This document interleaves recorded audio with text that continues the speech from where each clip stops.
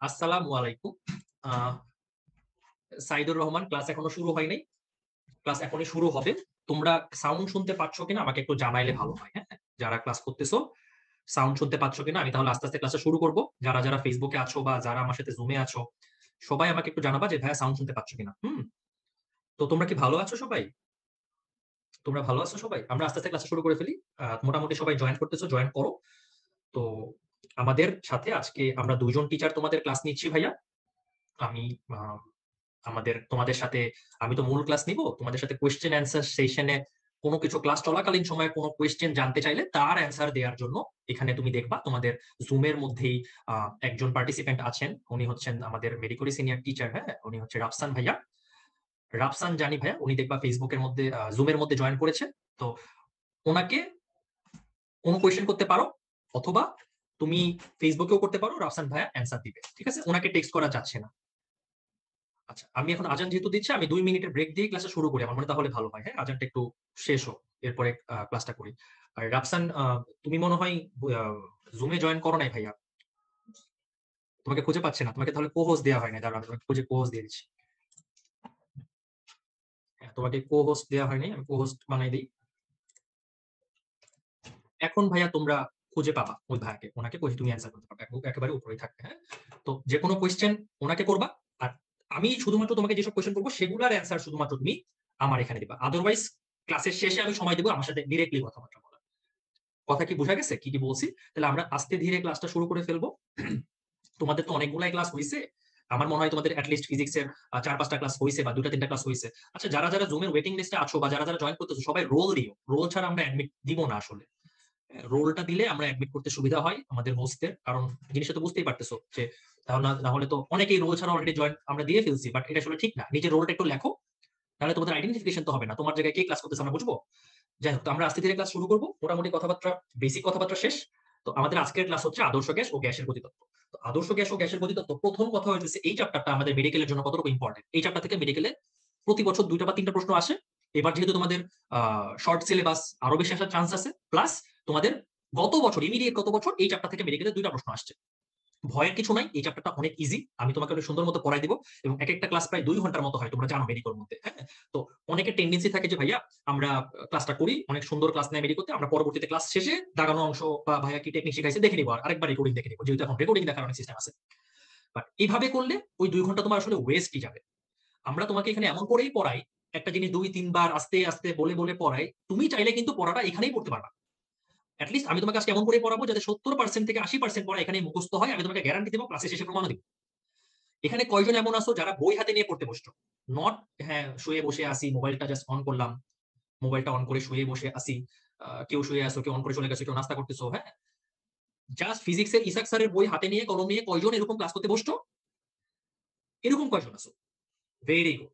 মনে রাখবা অলওয়েজ, তোমার পড়াশোনার প্রতি সিরিয়াসনেস বা তোমার পড়াশোনার উপর ডেডিকেশনের উপর ডিপেন্ড করবে তোমার মেডিকেলে চান্স হবে কি হবে না। হ্যাঁ? এখানে অনেক স্টুডেন্ট আছো, কেউ শুয়ে ক্লাস করতেছো, কেউ বসে ক্লাস করতেছো। তো তুমি নিজেই চিন্তা করবা যে আসলে কার বেটার রেজাল্ট করা উচিত। ঠিক আছে? সো আশা করি আমার কথাটা বুঝতে পারছো। আশা করি সবাই বই নিয়ে বসছো। তো আমরা আস্তে, আস্তে ক্লাস শুরু করে ফেলবো। আমি আবারও বলতেছি, যারা পরে জয়েন করছো তোমাদের জন্য কোয়েশ্চেন অ্যান্সার দেওয়ার জন্য রাফসান ভাইয়া আছেন, মেডিকেল ফিজিক্সের সিনিয়র টিচার। উনাকে কোয়েশ্চেন করবা ক্লাস চলাকালীন সময়ে। উনি জুমেও আছেন, ফেসবুকেও আছেন। ফাইন। তো আমরা আস্তে, আস্তে শুরু করব। আগে তোমাদেরকে আমরা একটু এইচএসসি সিলেবাসটা দেখাই ফেলি চলো। অনেকে এইচএসসি সিলেবাসটা কি এটাই জানে না। জানে না বলতে খেয়াল করে নাই আর। তোমাদের এইচএসসি সিলেবাস এই চ্যাপ্টার থেকে কি আছে দেখো। টপিক কিন্তু সব নাই।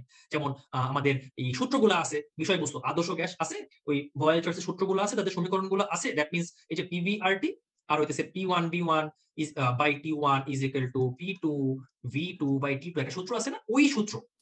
তার মানে তোমাদের মেডিকেলে ভাইয়া আমার তপন স্যারের বুক নিয়ে বসছি। আচ্ছা, তোমার যাদের বই নাই তারা পিডিএফটা খেয়াল করতে পারো বা খাতা নিয়ে বসতে পারো, ইটস ওকে। আর বই তো পিডিএফ আমরা দিয়েই দিই, পরবর্তীতে বই ম্যানেজ করে নিও। আচ্ছা, তাহলে তোমাদের এইচএসসির সিকিউ এর জন্য কিন্তু এই সূত্রটা, যে P1V1 by T1 equal to P2 V2 by T2, এই সূত্র কিন্তু সিকিউ এর জন্য মাস্ট নোট হবে, যেহেতু এটা আমাদের সিলেবাস আছে। এরপরে আর কি আছে? জলীয় বাষ্প বায়ুচাপের সম্পর্ক, অর্থাৎ শিশিরাঙ্ক টপিক জিনিসগুলো। এরপরে শিশিরাঙ্ক আভিঘাততা। আমি তোমাকে সুন্দর মতো এই টপিকগুলো আজকে পড়াই দিব, সাথে এই টপিকের বাইরে যা আছে তাও পড়াবো। সবই আমরা আজকে শেষ করবো। জাস্ট আমার সাথে থাকতে হবে। এই চ্যাপ্টার থেকে কি কি শিখতেই হবে মাস্ট মেডিকেলের জন্য? দেখো, শুরুতে এট এ গ্ল্যান্স আমি দেখাই দিলাম। সকল সূত্র, সকল সমীকরণ শিখতে হবে। সবকিছু, কিছু জিনিসপত্রের মান শিখতে হবে। কিছু জিনিসপত্রের মান আমরা শিখবো। প্রমাণ তাপমাত্রা, মোলার গ্যাস ধ্রুবক, সম্পৃক্ত অসম্পৃক্ত বাস সম্পর্কে আমরা বেসিকটা শিখবো। আর্দ্রতা বিষয়ক বেসিক শিখবো, কিছু ম্যাথ করবো। That's it. এখন আমরা প্রথম পেজে চলে যাই, আদর্শ গ্যাস ও গ্যাসের প্রতিতত্ত্ব। তো ধরো এই এদিকে এখান থেকে কিছুই শেখা লাগবে না। আল্টিমেটলি আননেসেসারি জিনিসপত্র শিখে মাথা নষ্ট করা যাবে না। এই ভূমিকা-টূমিকা পড়ার কোনো প্রয়োজন নাই। হ্যাঁ? অনেকে আছে যে ধরো পড়তে বসতে অনেক অনেক বেশি সিরিয়াস পড়াশোনা নিয়ে। হ্যাঁ? যে হ্যাঁ আমি লাইন বাই লাইন মুখস্থ করব। আমার মেডিকেল হয়ে যাবে, নাহলে হবে না লাইন বাই লাইন মুখস্থ করলে। তো ওরা কি করে? লাইন বাই লাইন মুখস্থ করে। ১ পেজ পড়ে ৩০ মিনিট লাগায়, ২ নাম্বার পেজ ৩০ মিনিট, এভাবে ৫ পেজ পড়ে ২.৫ ঘন্টায়। পড়ার পরে দেখে কি যে আল্টিমেটলি থাকে না কিছু পেজে এমন লাইন, যেমন দেখো এখানে লাইন আছে যে এই পাঠ শেষে শিক্ষার্থীরা জানতে পারবে এই এগুলো শুদ্ধ মুখস্থ করে। হ্যাঁ? তো এগুলা শুদ্ধ মুখস্থ করতে দেখা যায় যে ৩ ঘন্টা পড়া শেষ কিন্তু সে ৫ পেজ আটকায় গেছে। পড়ার সিস্টেম কিন্তু ভাই এইটা না। পড়তে হবে টেকনিক্যালি। পড়বা কেমনে? সে পড়ার ব্যাপারটা হইতেছে আগে ক্লাসে ভাইয়া যা পড়াইছে এগুলো আমরা একটা টান দিয়ে পড়ে ফেলি, তাহলে দেখবা চ্যাপ্টার 80% পড়া শেষ। এরপরে কি পড়াই নাই বা বলছে পড়ে নিও, সেগুলো আমরা দেখব। এবং কিভাবে রিভিশন দিবা সেই জিনিসটা আমি তোমাকে ক্লাসে ফাঁকে বলে দিব। এখান থেকে পড়বা না। তো তোমাদের এখানে অনেকজন ক্লাস করতেছো। ৫৯ জন, ফেসবুক আছে ১০ জন। তো তোমাদের মধ্যে কি সবাই ভদ্র? বলো তো? তুমি কি নিজে বুকে হাত দিয়ে বলতে পারবা যে আমি ভদ্র? অনেকেই আছে এখানে দুষ্ট। যেমন আমরা আদর্শ গ্যাস করতেছি। তোমরা নিজেরা কি আদর্শ? একটাও আদর্শ না। এই আদর্শ গ্যাস কিন্তু মানে আল্লাহ যে আদর্শ গ্যাস দিয়াই বানাইছে তা না। আদর্শ গ্যাসে জোর করে আদর্শ বানাইতে হইছে। তোমরা যেমন দুষ্ট, তোমাদেরকে আমরা বকা দিয়া দিয়া ক্লাসের মধ্যে মন আনি, এরকম আমাদের বাস্তবে যেসব গ্যাস দেখি ওগুলার আমরা বকা দিয়া আদর্শ বানাই। এই বকাটা কি? দেখো বকাটা কি লেখা আছে ৪ নাম্বার লাইন, যে কেবলমাত্র নিম্ন চাপ এবং উচ্চ তাপমাত্রায় সকল গ্যাস আদর্শ অবস্থায় বিরাজ করে। তাহলে যদি প্রশ্ন করা হয় যে কোন অবস্থায় আদর্শ গ্যাস হয়, অবস্থাগুলোর নাম কি? সবাই বলে ফেলো তো যারা ক্লাস করতেছো। একটা হচ্ছে উচ্চ তাপমাত্রা, আরেকটা হইতেছে নিম্ন চাপ। এই প্রশ্নটা মেডিকেলে ৪ বার আসছে। নিচের কোন অবস্থায় একটা গ্যাস আদর্শ ন্যায় আচরণ করে? উচ্চ তাপমাত্রা, উচ্চ চাপ, নিম্ন তাপমাত্রা, নিম্ন চাপ, উচ্চ চাপ, নিম্ন তাপমাত্রা, নাকি নিম্ন চাপ, উচ্চ তাপমাত্রা? এরকম প্রশ্ন মেডিকেলে কিন্তু আসছে। আমার কথাটা কি বুঝতে পারতেছো? প্রশ্নের টপিকটা কি? তো তোমাদের যদি এই জিনিসগুলা বুঝতে সমস্যা থাকে যে ভাই কোনটা উচ্চ কোনটা নিম্ন মনে নাই, তুমি যেকোনো একটা মুখস্থ করো যে হ্যাঁ ঠিক আছে ভাই আদর্শ গ্যাস মানেই হইতেছে উচ্চ তাপমাত্রা।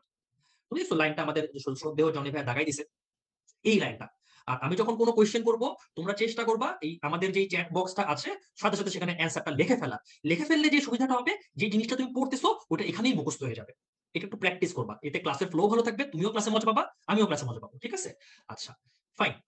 এখন তাহলে কোন অবস্থায় মুখস্থ হয়ে গেছে উচ্চ তাপমাত্রা নিম্ন চাপ। এখন দেখো নিচে আছে আদর্শ গ্যাসের বৈশিষ্ট্য। এর পাশে লিখে রাখো T/F। T/F মানে হচ্ছে ট্রু ফলস, এবং পাশে লেখো আর। আর মানে রিডিং দিব। তো ট্রু ফলস মানে কি? এখানে ৪ টা পয়েন্ট আছে। তুমি খেয়াল করবা আদর্শ গ্যাসের ৪ টা বৈশিষ্ট্য দেয়া আছে। এখান থেকে সত্য মিথ্যা আসতে পারে যে নিচের কোনটা আদর্শ গ্যাসের বৈশিষ্ট্য না। তো আমরা সবাই জানি আদর্শ গ্যাস PV = nRT সূত্রটা মেনে চলে। এগুলো তোমরা এমনিই পারবা। কিন্তু ২ নাম্বার প্রশ্নটা, ২ নাম্বার অপশনটা আমাদের ডেন্টাল অ্যাডমিশন টেস্টে আসছিল, এবং খেয়াল করো কি লেখা আছে? স্থির তাপমাত্রাতে। স্থির তাপমাত্রায় অভ্যন্তরীণ শক্তি এর আয়তনের উপর নির্ভরশীল নয়। তাহলে তুমি খেয়াল করো তো এটা কি স্থির তাপমাত্রায় নাকি স্থির চাপে? খেয়াল করো তো এটা কি স্থির তাপমাত্রায় নাকি স্থির চাপে? স্থির তাপমাত্রায়। ডেন্টালে সত্য মিথ্যায় চেঞ্জ করে দিছিল। এখানে দেখো তো du/dv ব্র্যাকেট দিয়ে T দেয়া না। ডেন্টালে চেঞ্জ করে du/dv দিয়ে ব্র্যাকেট দিয়ে P দিয়ে দিছিল। অর্থাৎ ওরা বলছিল স্থির চাপে অভ্যন্তরীণ শক্তি এর আয়তনের উপর নির্ভরশীল নয়। কারণ এটা কি সত্যি না মিথ্যা? বলো তো? এটা কি সত্যি নাকি মিথ্যা? নিজেই বলো।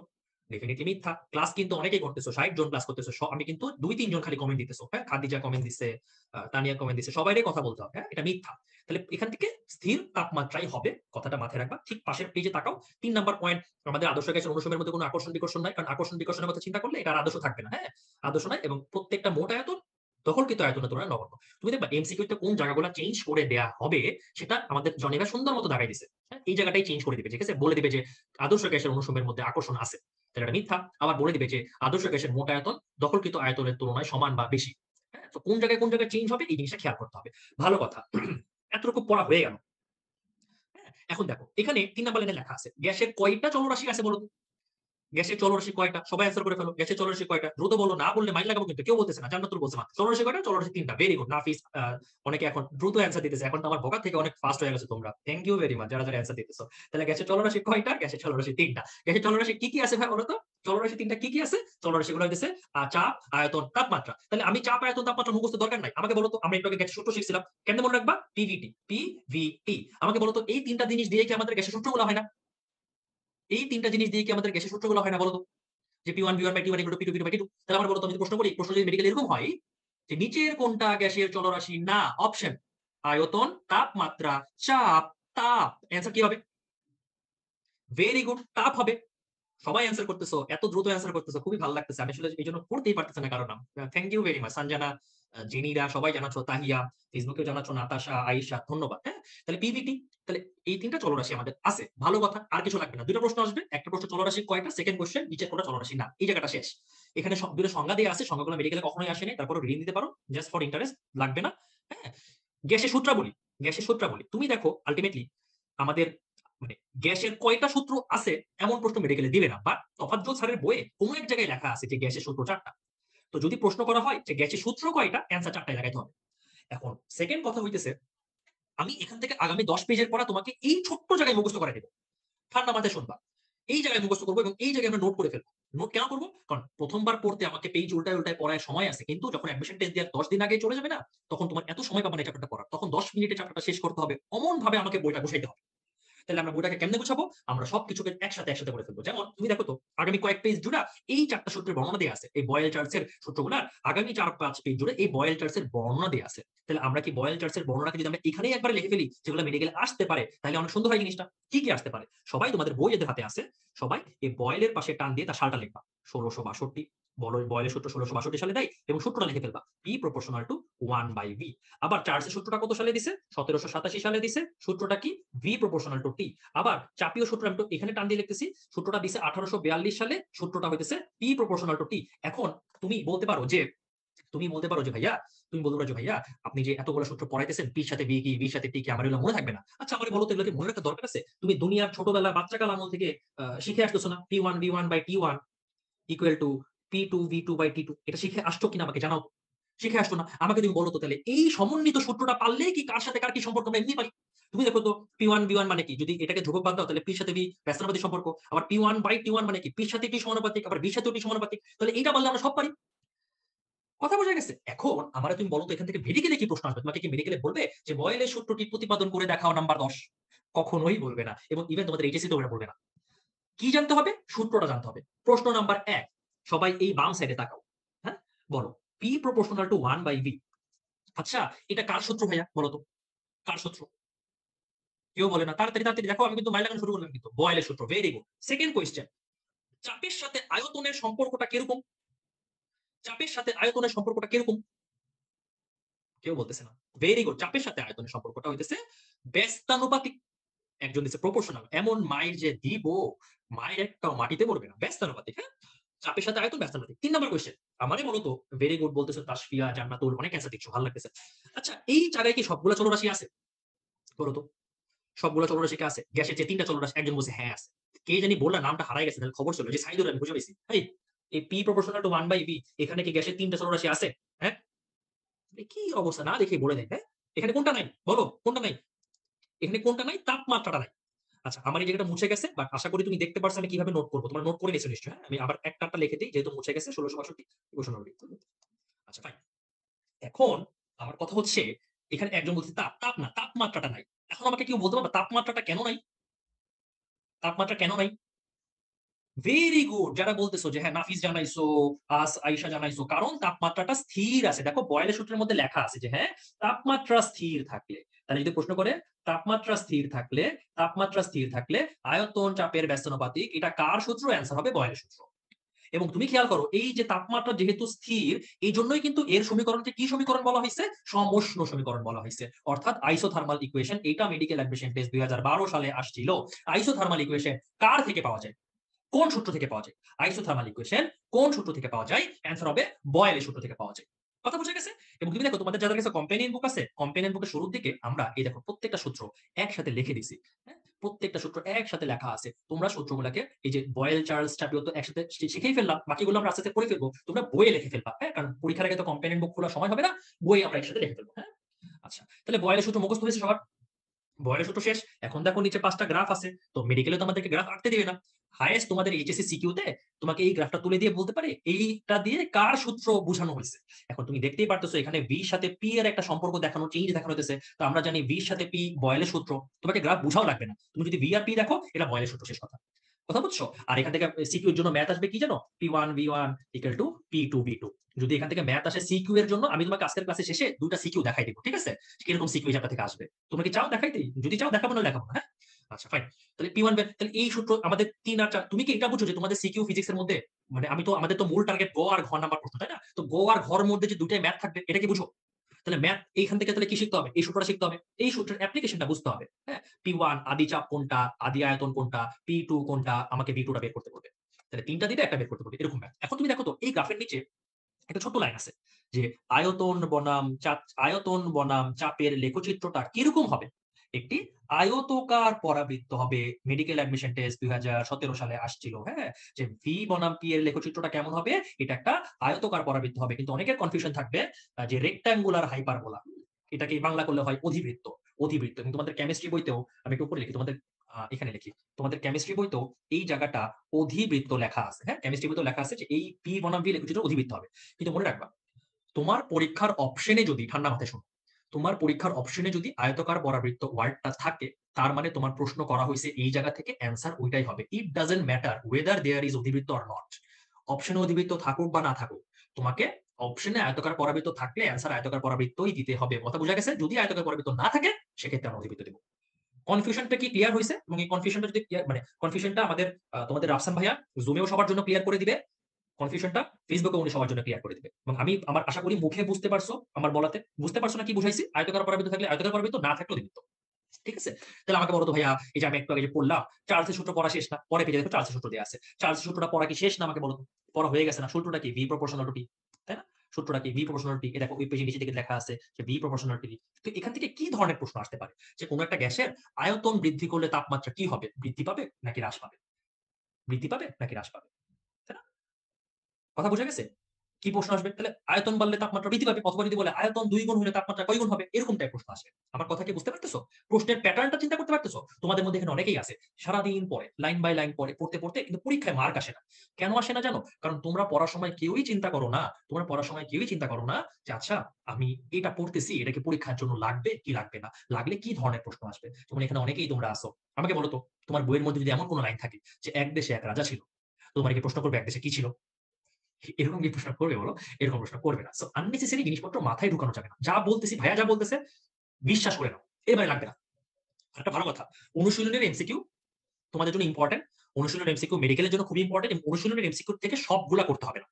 যেগুলা উদ্দীপক, বড় ম্যাথ, গ্রাফ, ওগুলা মেডিকেলের জন্য লাগবে না। জাস্ট ছোটখাটো জ্ঞানমূলক যে ছোটখাটো ম্যাথ গুলো আছে ওগুলা লাগবে। আর কোনগুলা লাগবে না সেগুলো আমরা তোমাদেরকে পরবর্তীতে ক্লাস নিতে জানাই দিব। টেনশন করার কিছু নেই, হ্যাঁ?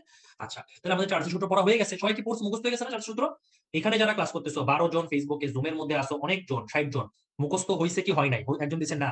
মুখস্থ যদি না হয় আমি একটু পরে তোমাদের বাসায় ফোন দিয়ে ঝাড়ি মারব। কথা বলছো? মুখস্থ এখানেই করতে হবে। Very good. বাসায় কোনো পড়াশোনা করা যাবে না, ক্লাসেই করতে হবে। হ্যাঁ? আচ্ছা ফাইন। চাপীয় সূত্র পড়ে ফেলছি। চাপীয় সূত্র কি ছিল? P proportional to T, তাই না? আমরা যে ওটা P1 V1 বাই T1 দিয়ে শিখে ফেলতেছি। এবং কোন বিজ্ঞানী দিয়েছে? দেখো তো, বিজ্ঞানী রেনো দিয়েছে। চাপের সূত্রটা কোন বিজ্ঞানী দিয়েছে? বিজ্ঞানী রেনো দিয়েছে। আমাকে কি কেউ বলতে পারবে যে কেমিস্ট্রি বইতে এই চাপের সূত্রটা অন্য একজন বিজ্ঞানীর কথা বলা আছে? তোমরা কি আমাকে কেউ বলতে পারবা সেই বিজ্ঞানীটার নাম কি? কেমিস্ট্রি বইতে অন্য একজন বিজ্ঞানীর কথা বলা আছে আমাদের চাপের সূত্র। Very good. যে জানাইছো নাফিস আলম। সেই বিজ্ঞানীর নাম হচ্ছে শান্তা জানাইছো। সেই বিজ্ঞানীর নাম হচ্ছে গে লুস্যাক। সেই বিজ্ঞানীর নাম হচ্ছে গে লুস্যাক। ফেসবুক অনেকেই জানাচ্ছ, তাসনিম তাসফিয়া, হ্যাঁ। তো এই যে গে লুস্যাক, তোমাকে অপশনে দুইটাই কখনো দিবে না। হয় রেনো দিবে না হয় গে লুস্যাক দিবে। চাপীয় সূত্র কি আবিষ্কার করছে? দুইটাই কখনো দিবে না। এখন তোমাদের জন্য আমার প্রশ্ন, এই বলো তো, একটু আগে পড়াইছি বয়েলের সূত্রের যে গ্রাফটা, সেই গ্রাফটা কি ধরনের গ্রাফ? সেই গ্রাফটা কি ধরনের গ্রাফ? তাড়াতাড়ি বলো, তাড়াতাড়ি দেরি করতেছো কেন? দেরি করতেছো কেন? একজন দিছে আর হাইপো, মানে তাড়াতাড়ি লেখার জন্য একেবারে শর্টকাট মাইরা কি বানাইছে? একটু একটু সময় নিয়ে লেখো। আয়তকার পরাবৃত্ত, ভেরি গুড। হ্যাঁ, আয়তকার পরাবৃত্ত। আমাদের এই চ্যাপ্টারে দুইটা গ্রাফের নাম জানতে হবে।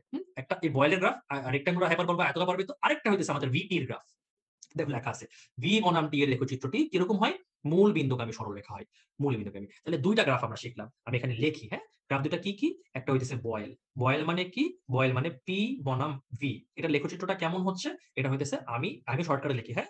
আপ আ প মানে আয়তকার পরাবৃত্ত। আরেকটা শিখলাম ভি প্রপোর্শনাল টু টি। এটা লেখচিত্রটা কেমন হয়? মূল বিন্দুগামী সরলরেখা।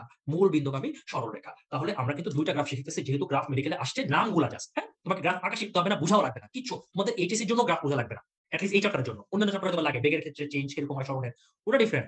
এখানে লাগবে না। কথা বুঝা গেছে? যারা কনফিউশনে আছো, কনফিউশন ক্লিয়ার হইছে? তাহলে জাস্ট নামটা পড়বা। এটা তোমাদের এইচএসসি এর জন্য। এইচএসসি এর জন্য এই জায়গা থেকে সিকিউর এর জন্য জাস্ট আমি শুরুতেই পড়াই ফেলছি। তার মানে এই তিনটা সূত্র শেষ না? তাহলে তিন সূত্রের সমন্বিত ফর্ম কি?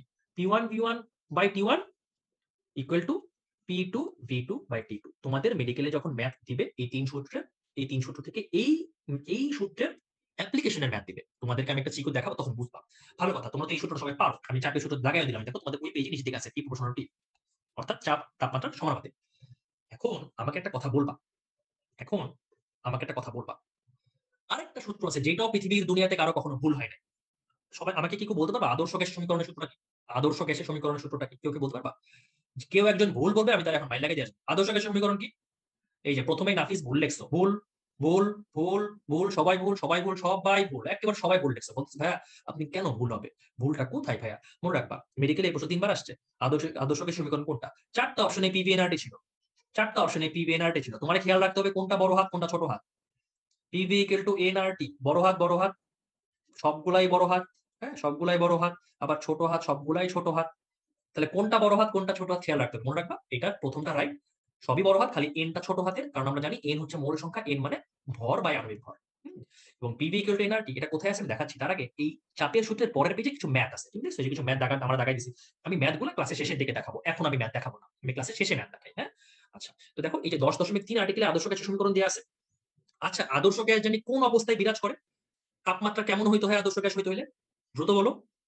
তাপমাত্রা কেমন হইতে হয় আদর্শ গ্যাস হইতে হলে? কেউ বলতেছে না উচ্চ। তাড়াতাড়ি বলবা। হ্যাঁ, উচ্চ। ফাইন। আদর্শ গ্যাসের সমীকরণ কি? পিভি সমান সমান এনআরটি। এই সমীকরণটা এই আর্টিকেলের পাশের পেজে লাস্টের দিকে দেয়া আছে। এই দেখো নিচের দিকে পিভি ইকুয়াল টু এনআরটি এবং এখানে এটা মনে রাখতে হবে ছোট হাতের এম উপরে, বড় হাতের এম নিচে। অর্থাৎ ছোট হাতের এমটা হইতেছে বস্তুর ভর আর বড় হাতের এম মানে হইতেছে আণবিক ভর। হ্যাঁ? ভর। আচ্ছা এখান থেকে জাস্ট এই সূত্রটা শিখতে হবে এবং মোলার গ্যাস ধ্রুবক আর এর মান কত এটা আমরা একটু পরে এমনি দেখাবো। হ্যাঁ? আচ্ছা ভেরি গুড যারা অ্যান্সার করতেছো। এখন তুমি দেখবা ওই আদর্শ গ্যাসের নিচে আরেকটা আর্টিকেল আছে গ্যাসের ঘনত্বের সমীকরণ। এবং গ্যাসের ঘনত্ব সমীকরণ 10.4 ওই পেজে তোমরা গেলে দেখবা ঘনত্ব সমীকরণ দেয়া আছে। এই যে ঘনত্বের সাথে তাপমাত্রার সম্পর্ক এইটা, ঘনত্বের সাথে চাপের সম্পর্ক এইটা। তো অনেকের এটা মনে থাকে না যে ভাইয়া ঘনত্বের সাথে যে তাপমাত্রা ব্যস্তানুপাতিক বা ঘনত্বের সাথে যে চাপ সমানুপাতিক এইটা আমার মনে থাকে না। আমি তোমাকে এখন এমন একটা সিস্টেম দেখাবো এইটা আর জীবনেও ভুল হবে না। ঠিক আছে? আচ্ছা আমাকে একটা কথা বলো তো। আমি লিখতেছি দেখো। আমি লিখতেছি একটু দেখো। আচ্ছা এই যে রো যে লিখলাম, এই রো মানে কি? What is this rho? Rho মানে কি? রো মানে কি? কেউ বলতেছো না? হারাই গেছো নাকি? ঘুমাই গেছো? এই কই গেলা? রো মানে ভেলোসিটি কে মার যে লাগাবো রো দিয়ে ঘনত্ব বোঝানো হয়। পড়াইতেছি এখন ক্লাসে ভেলোসিটি। ও মানে অন্য কিছু চিন্তা করছে। ওটা অন্য রো। রো দিয়ে আমরা ফিজিক্সে ঘনত্ব বুঝি, তাই না? আচ্ছা আমাকে বলো তো রো মানে ঘনত্ব। পি মানে কি? পি মানে কি? তাসনিম ভেরি গুড যারা জানো আফসানা মিমি হ্যাঁ থ্যাংক ইউ। পি মানে কি? চাপ। আচ্ছা আমাকে এখন একটা কথা বলো তো। এই যে রো আর পি দেখতে কি একই রকম লাগে না? দেখতে কি ভাই লাগে না? দেখতে একদম একই রকম। তাদেরকে ভাই বোন লাগে। যেহেতু তারা দেখতে একই রকম, যেহেতু তারা ভাই বোন, যেহেতু এদের মধ্যে সম্পর্কটা সমান হয়। এদের মধ্যে সম্পর্কটা কি সমানুপাতিক। তাহলে এটা সমানুপাতিক আমি জানি যে একটা সমানুপাতিক আরেকটা ব্যস্তানুপাতিক। তাহলে আমাকে বলো তাপমাত্রার সাথে কেমন হবে? তাপমাত্রার সাথে ব্যস্তানুপাতিক হবে। তাহলে এই জিনিসটা কি আর ভুল হওয়া সম্ভব? এটা কি আর জীবনে ভুল হওয়া সম্ভব? যে ভাই ঘনত্বের সাথে চাপটা মনে থাকে না, ঘনত্বের সাথে তাপমাত্রা মনে থাকে না। এটা যদি আর কেউ মানে কখনো ভুল করবা, তাহলে একটা ইজি সিস্টেম দেখা দিলাম না? ঘনত্ব ভাই পি ভাই সমানুপাতিক। এখান থেকে মেডিকেল প্রশ্ন কি আসবে? ডিরেক্টলি আসবে। যে ঘনত্বের সাথে তাপমাত্রা কিরকম সম্পর্ক? অথবা ঘনত্বের সাথে চাপের কিরকম সম্পর্ক? অথবা প্রশ্ন আসতে পারে যে ঘনত্ব ২ গুণ হইলে চাপ কয় গুণ হবে? অথবা ঘনত্ব ২ গুণ হলে তাপমাত্রা কয় গুণ হবে? এরকম প্রশ্ন আসতে পারে। আমার কথা কি বোঝা গেছে কিনা বলো? তাহলে কি আমাদের এতটুকু পড়া কি শেষ না? তোমাকে এগুলার প্রতিপাদন শিখতে হবে না। কথা বুঝছো? তো আমি আমাদের এখন পর্যন্ত তোমাদের সিলেবাসের অন্তর্গত প্রত্যেকটা সূত্র মুখস্থ করাই দিছি। তো এখন পর্যন্ত আমি যতগুলা সূত্র মুখস্থ করছি সবগুলা কি তোমাদের মুখস্থ হয়ে গেছে না? বয়েল, চার্লস, চাপীয়, আদর্শ, ঘনত্ব মুখস্থ হইছে না? বাসায় পড়তে কার বেশি সময় লাগবে? মুখস্থ শেষ। তাহলে আমাদের সূত্রগুলা শেষ। এখন আমরা কিছু মান মুখস্থ করব। কিছু সূত্র শেষ, এখন কিছু মান। তুমি দেখো তো 10.5 এ আছে সর্বজনীনে গ্যাস ধ্রুবক। দেখো আমি কিন্তু তোমাদের বইয়ের প্রত্যেকটা পেজে যাব। যেগুলো লাগবে না সেগুলোও বলে দেব। ঠিক আছে? যেগুলো লাগবে না সেগুলোও বলে দেব। সো তোমাদের যাতে কোনো কনফিউশন না থাকে। আচ্ছা সর্বজনীন গ্যাস ধ্রুবককে কি দিয়ে প্রকাশ করা হয়? ক্যাপিটাল আর দিয়ে প্রকাশ করা হয়। এর মানটা কত? সবাই জানো। এটার মানটা কত? তাড়াতাড়ি বলো তো, দ্রুত বলো। এর মান কত? এটার মান হচ্ছে 8.314 মেডিকেলে ৩ বার আসছে যে সর্বজনীন গ্যাস ধ্রুবকের মান 8.314 কিন্তু মজার বিষয় হইতেছে ৪ টা অপশনে 8.314 থাকবে। এখানে গুরুত্বপূর্ণ কি জানো? এখানে গুরুত্বপূর্ণ হইতেছে এককটা। এককটা কি? জুল পার কেলভিন পার মোল। এককটা কি? জুল পার কেলভিন পার মোল। একক কি? জুল পার কেলভিন পার মোল। খবরদার কিন্তু জুল পার কেজি পার মোল না। জুল পার কেলভিন পার মোল। এটা কিন্তু কখনো ভুল করা যাবে না। তাহলে আমরা আর এর মানটা মুখস্থ করে ফেলছি। সবাই আর এর মানটা জানো। আর এর মানটা কেমনে আসে এটাও জানো। পিভি ইকুয়াল টু এনআরটি থেকে আসছে। আমি সেটা যাবোই না। আমার মান লাগবে। আচ্ছা তোমরা আমাকে বলো তো প্রমাণ তাপমাত্রার মান কত? প্রমাণ তাপমাত্রার মান কত? আচ্ছা ফাইন।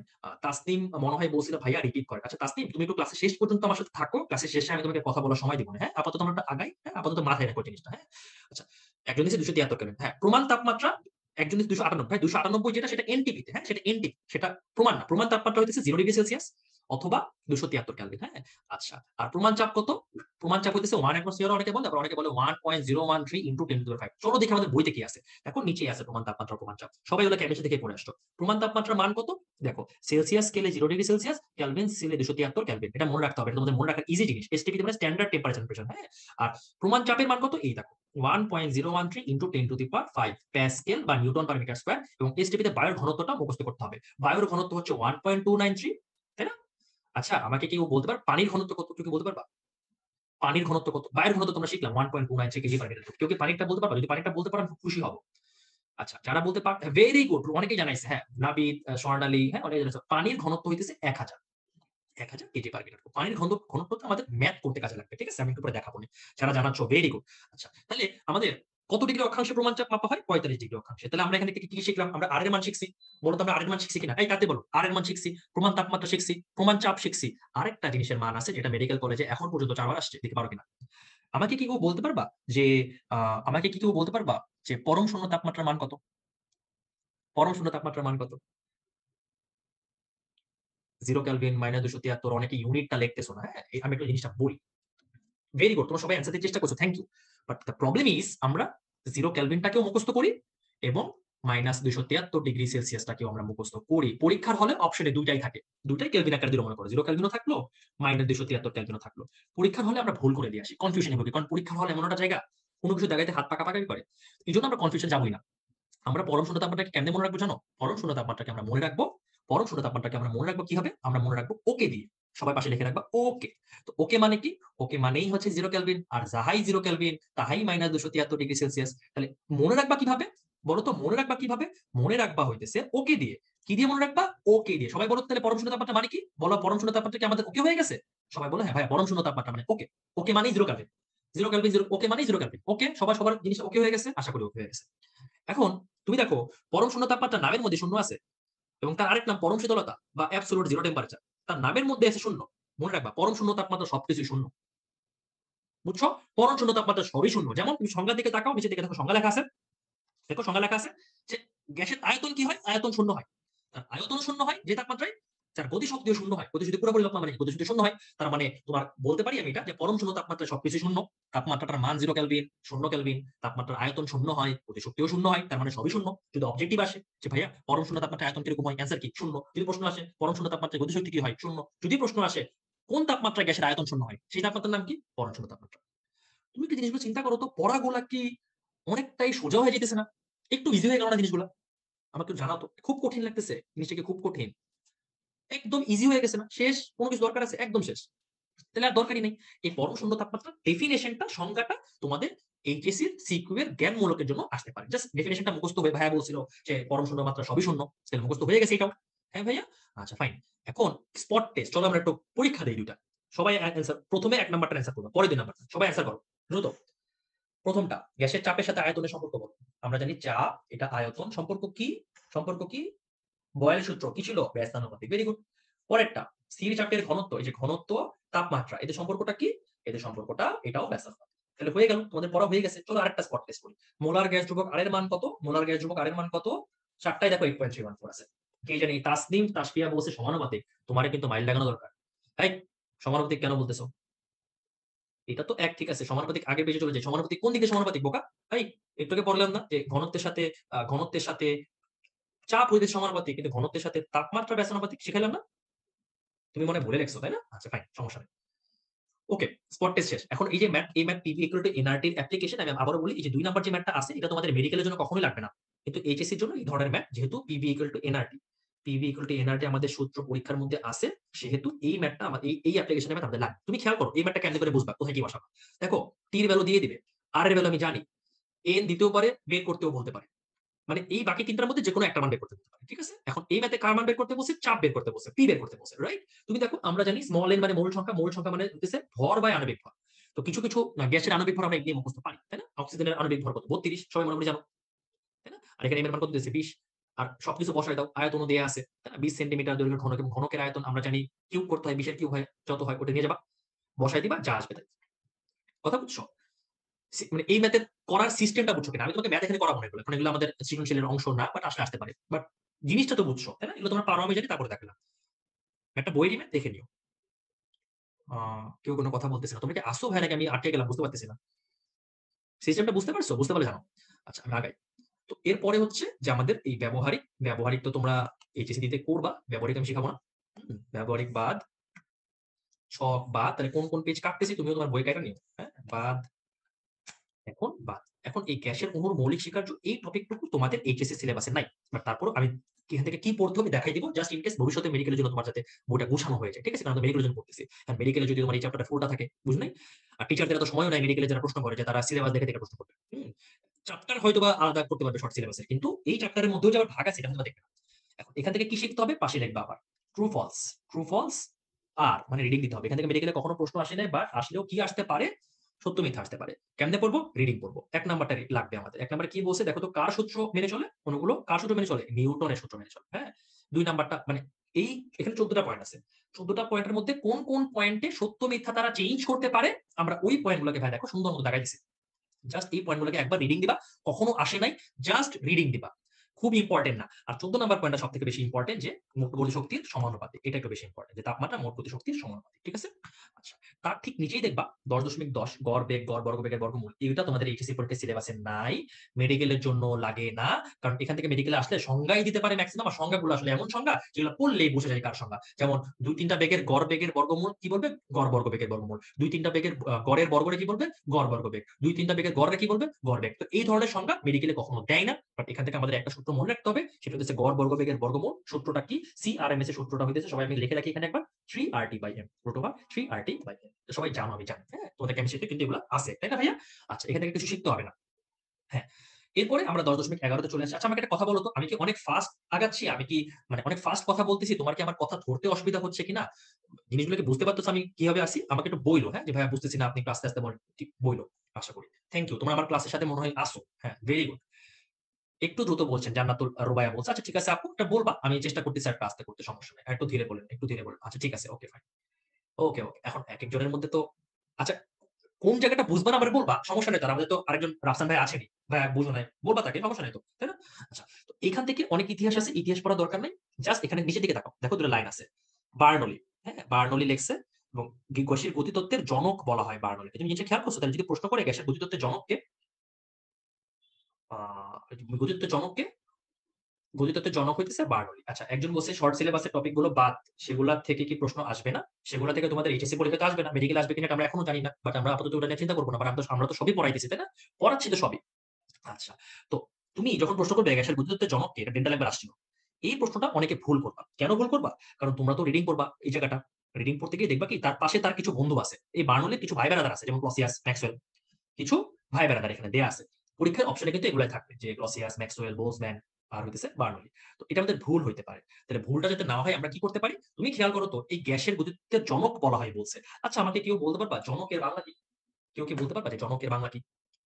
জনকের বাংলা কি কেউ বলতে পারবা? এই আরেকজন বলতেছে ভাইয়া জনকের বাংলা হইতেছে ফাদার। এই বোকা! ফাদার কি বাংলা? ফাদার তো ইংলিশ। আরেকজন বলছে পিতা। এই তুমি কি তোমার বাসার বাবারে বলো, "এই পিতা আপনি কেমন আছেন? পিতা আমার টাকা লাগবে।" জনকের বাংলা হইতেছে বাবা। যদি আরো খাঁটি বাংলা ভাষায় বলো জনকের বাংলা হইতেছে বাপ। তাই না? বাপ বা বাবা। দেখো বার্নৌলিও ব দিয়ে শুরু, বাবাও ব দিয়ে শুরু। তাহলে গ্যাসের গতিতত্ত্বের বাবা হইতেছে বার্নৌলি। শেষ। ঠিক আছে? এটা তোমাদের এমনি মনে থাকবে। আমি জাস্ট একটু মজা করলাম। তাহলে গ্যাসের গতিতত্ত্বের জনককে এই প্রশ্নটা আসতে পারে। আর এখান থেকে কিছু শেখার দরকার নেই। কারণ আমাদের এইচএসসি সিলেবাসে নাই। আল্টিমেটলি শেখার দরকার নেই। আচ্ছা ১০.১২ এই গতিতত্ত্ব অনুসারে আদর্শ গ্যাসের চাপের সমীকরণ। এটা আগামী ৩ পেজ জুড়ে বিশাল বড় একটা প্রমাণ আছে। ১ম কথা এইচএসসি সিলেবাসে নাই। 2nd কথা মেডিকেলেও প্রমাণ লিখতে দিবে না। যেকোনো কিছুর ক্ষেত্রে মনে রাখবা প্রমাণ বা প্রতিপাদনের ক্ষেত্রে আমাকে শিখতে হবে লাস্ট লাইন অর্থাৎ কি প্রমাণ তারা করছে। তো আমরা দেখি গতিতত্ত্ব অনুসারে চাপের সমীকরণ কি আসছে। তো ওই পেজের পরের পেজে গেলে এই ১০.১৩ আর্টিকেলে ঠিক উপরে দেখবা একটা সূত্র লেখা আসছে যে P is equal to 1/3 rho c square. Just এই সূত্রটাকে তোমরা মুখস্থ রাখবা। এটা মেডিকেলের জন্য ইম্পোর্টেন্ট। ঠিক আছে? এই সূত্রটাকে তুমি মনে রাখবা। এই চ্যাপ্টারে যতগুলো সমীকরণ আছে, এই চ্যাপ্টার খালি সমীকরণের চ্যাপ্টার। তুমি প্রত্যেকটা সমীকরণ পড়ে ফেললে চ্যাপ্টার ৮০% পড়া শেষ। ঠিক আছে? এই চ্যাপ্টারে যতগুলো সমীকরণ আছে, সমীকরণগুলোকে তুমি আমরা কম্পেনিয়ন বুকে একসাথে লিখেই দিছি। তুমি তোমার বইয়ের ১ম পেজে যদি একপাশে লিখে ফেলতে পারো তাহলে তোমার জন্য জিনিসটা ভালো হবে। তাই না? আচ্ছা। এখন এই যে আমরা যে শিখলাম P is equal to 1/3 rho c square, এই গতিতত্ত্বের সূত্রটা দিয়েই তারা আবার আমরা যে একটু আগে বয়েল চার্জ শিখছিলাম না, ওই বয়েল চার্জকে তারা আবারও প্রমাণ করছে। যেমন দেখো এই যে গ্যাসের গতিতত্ত্বের প্রয়োগ, এই প্রয়োগ করে তারা আবার বয়েলের সূত্র প্রমাণ করছে। দেখো পরের পেজে লেখা আছে, এই দেখো বয়েলের সূত্র। তাহলে এগুলোকে আমরা অলরেডি শিখে ফেলছি না ভাই, বলো তো? এগুলোকে শেখার দরকার আছে? তার মানে এগুলো আননেসেসারি ইনফরমেশন, এগুলো আমরা অলরেডি শিখেই ফেলছি। তুমি দেখো যে আবারও তারা বয়েলের সূত্রে প্রমাণ করছে। খালি এখান থেকে একটা এক্সট্রা জিনিস তোমরা শিখবা, একটা এক্সট্রা জিনিস তারা সমীকরণ তারা আনছে যে গ্যাসের চাপের সাথে গতিশক্তি সম্পর্কটা কিরকম। তো গ্যাসের চাপের সাথে গতিশক্তি সম্পর্কটা হইতেছে যে একক আয়তনের 2/3, হ্যাঁ, এটা শিখতে হবে। একক আয়তনের কয় তৃতীয়াংশ? একক আয়তনের 2/3। এখান থেকে আর কোনো কিছু শেখার দরকার নাই। হ্যাঁ, কথা বোঝা গেছে? সবাইকে বুঝতে পারতেছো ভাই আমি কি শেখাইতে পারতেছি? দেখো বয়েলের সূত্র, এরপরে কোনটা আসবে তাহলে? চার্লসের সূত্র। দেখো চার্লসের সূত্রটা আমরা এমনিই জানি, এটা প্রমাণ আবারও করছে, দরকার নাই। এরপরে চাপের সূত্র, চাপের সূত্রটাও আমরা জানি যে পি প্রপোর্শনালিটি, মানে ওই সূত্রটা থেকে এই যে P equal to 1/3 nmc square থেকে এইটাকে প্রমাণ করতেছে, এগুলো দরকার নাই। আচ্ছা ফাইন। এরপরে আবার আদর্শ গ্যাসের সমীকরণ এটা প্রমাণ করছে। তো এগুলো আমাদের অলরেডি পড়া শেষ, এখানে টাইম নষ্ট করবা না। ভিতরে এত ডিটেইলস পড়া দরকার নাই, কারণ এখান থেকে আমাদের সিকিউ লাগবে না, সিলেবাসে তো নাই, আগেই বললাম, তো দরকার নেই।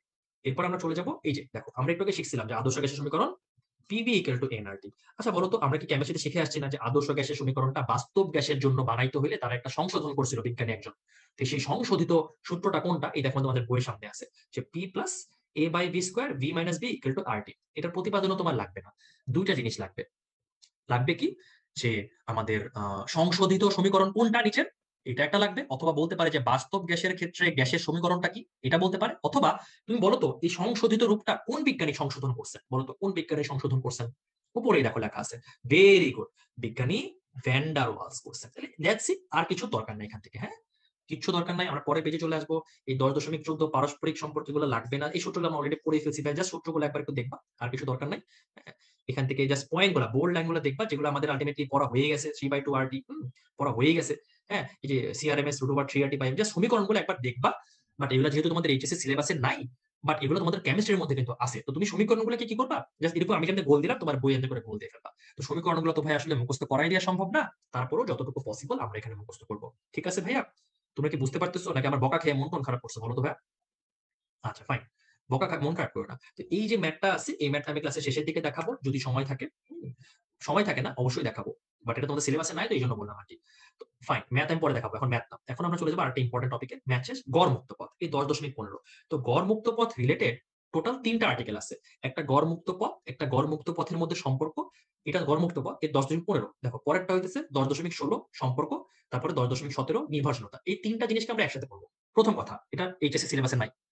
তুমি কি আমার পড়ার সাথে সাথে তুমি কি বুঝতে পারতেছো আমি কিন্তু বলতেছি এটা এইচএসসি সিলেবাসে নাই, তার মানে কোনটা আসলে এইচএসসি সিলেবাসে নাই বা লাগবে না, এটা কি তুমি ধরতে পারতেছো? এইচএসসি এর জন্য যে লাগবে না, এটা কিন্তু আমি বলে দেওয়ার কথা না, বাট আমি এরপরে বলতেছি, মাথায় নিবা কিন্তু। হ্যাঁ, তারপর আমি পড়বো গড় মুক্ত পথ থেকে আমি কি শিখবো, গড় মুক্ত পথ থেকে আমি সূত্রগুলা শিখবো। কি সূত্র? দেখবা গড় মুক্ত পথের সূত্র আছে একটা, দেখো হ্যাঁ, এখানে এই যে ক্লসিয়াস, বিজ্ঞানী ক্লসিয়াস গড় মুক্ত পথের একটা গাণিতিক রাশিমালা দিছে।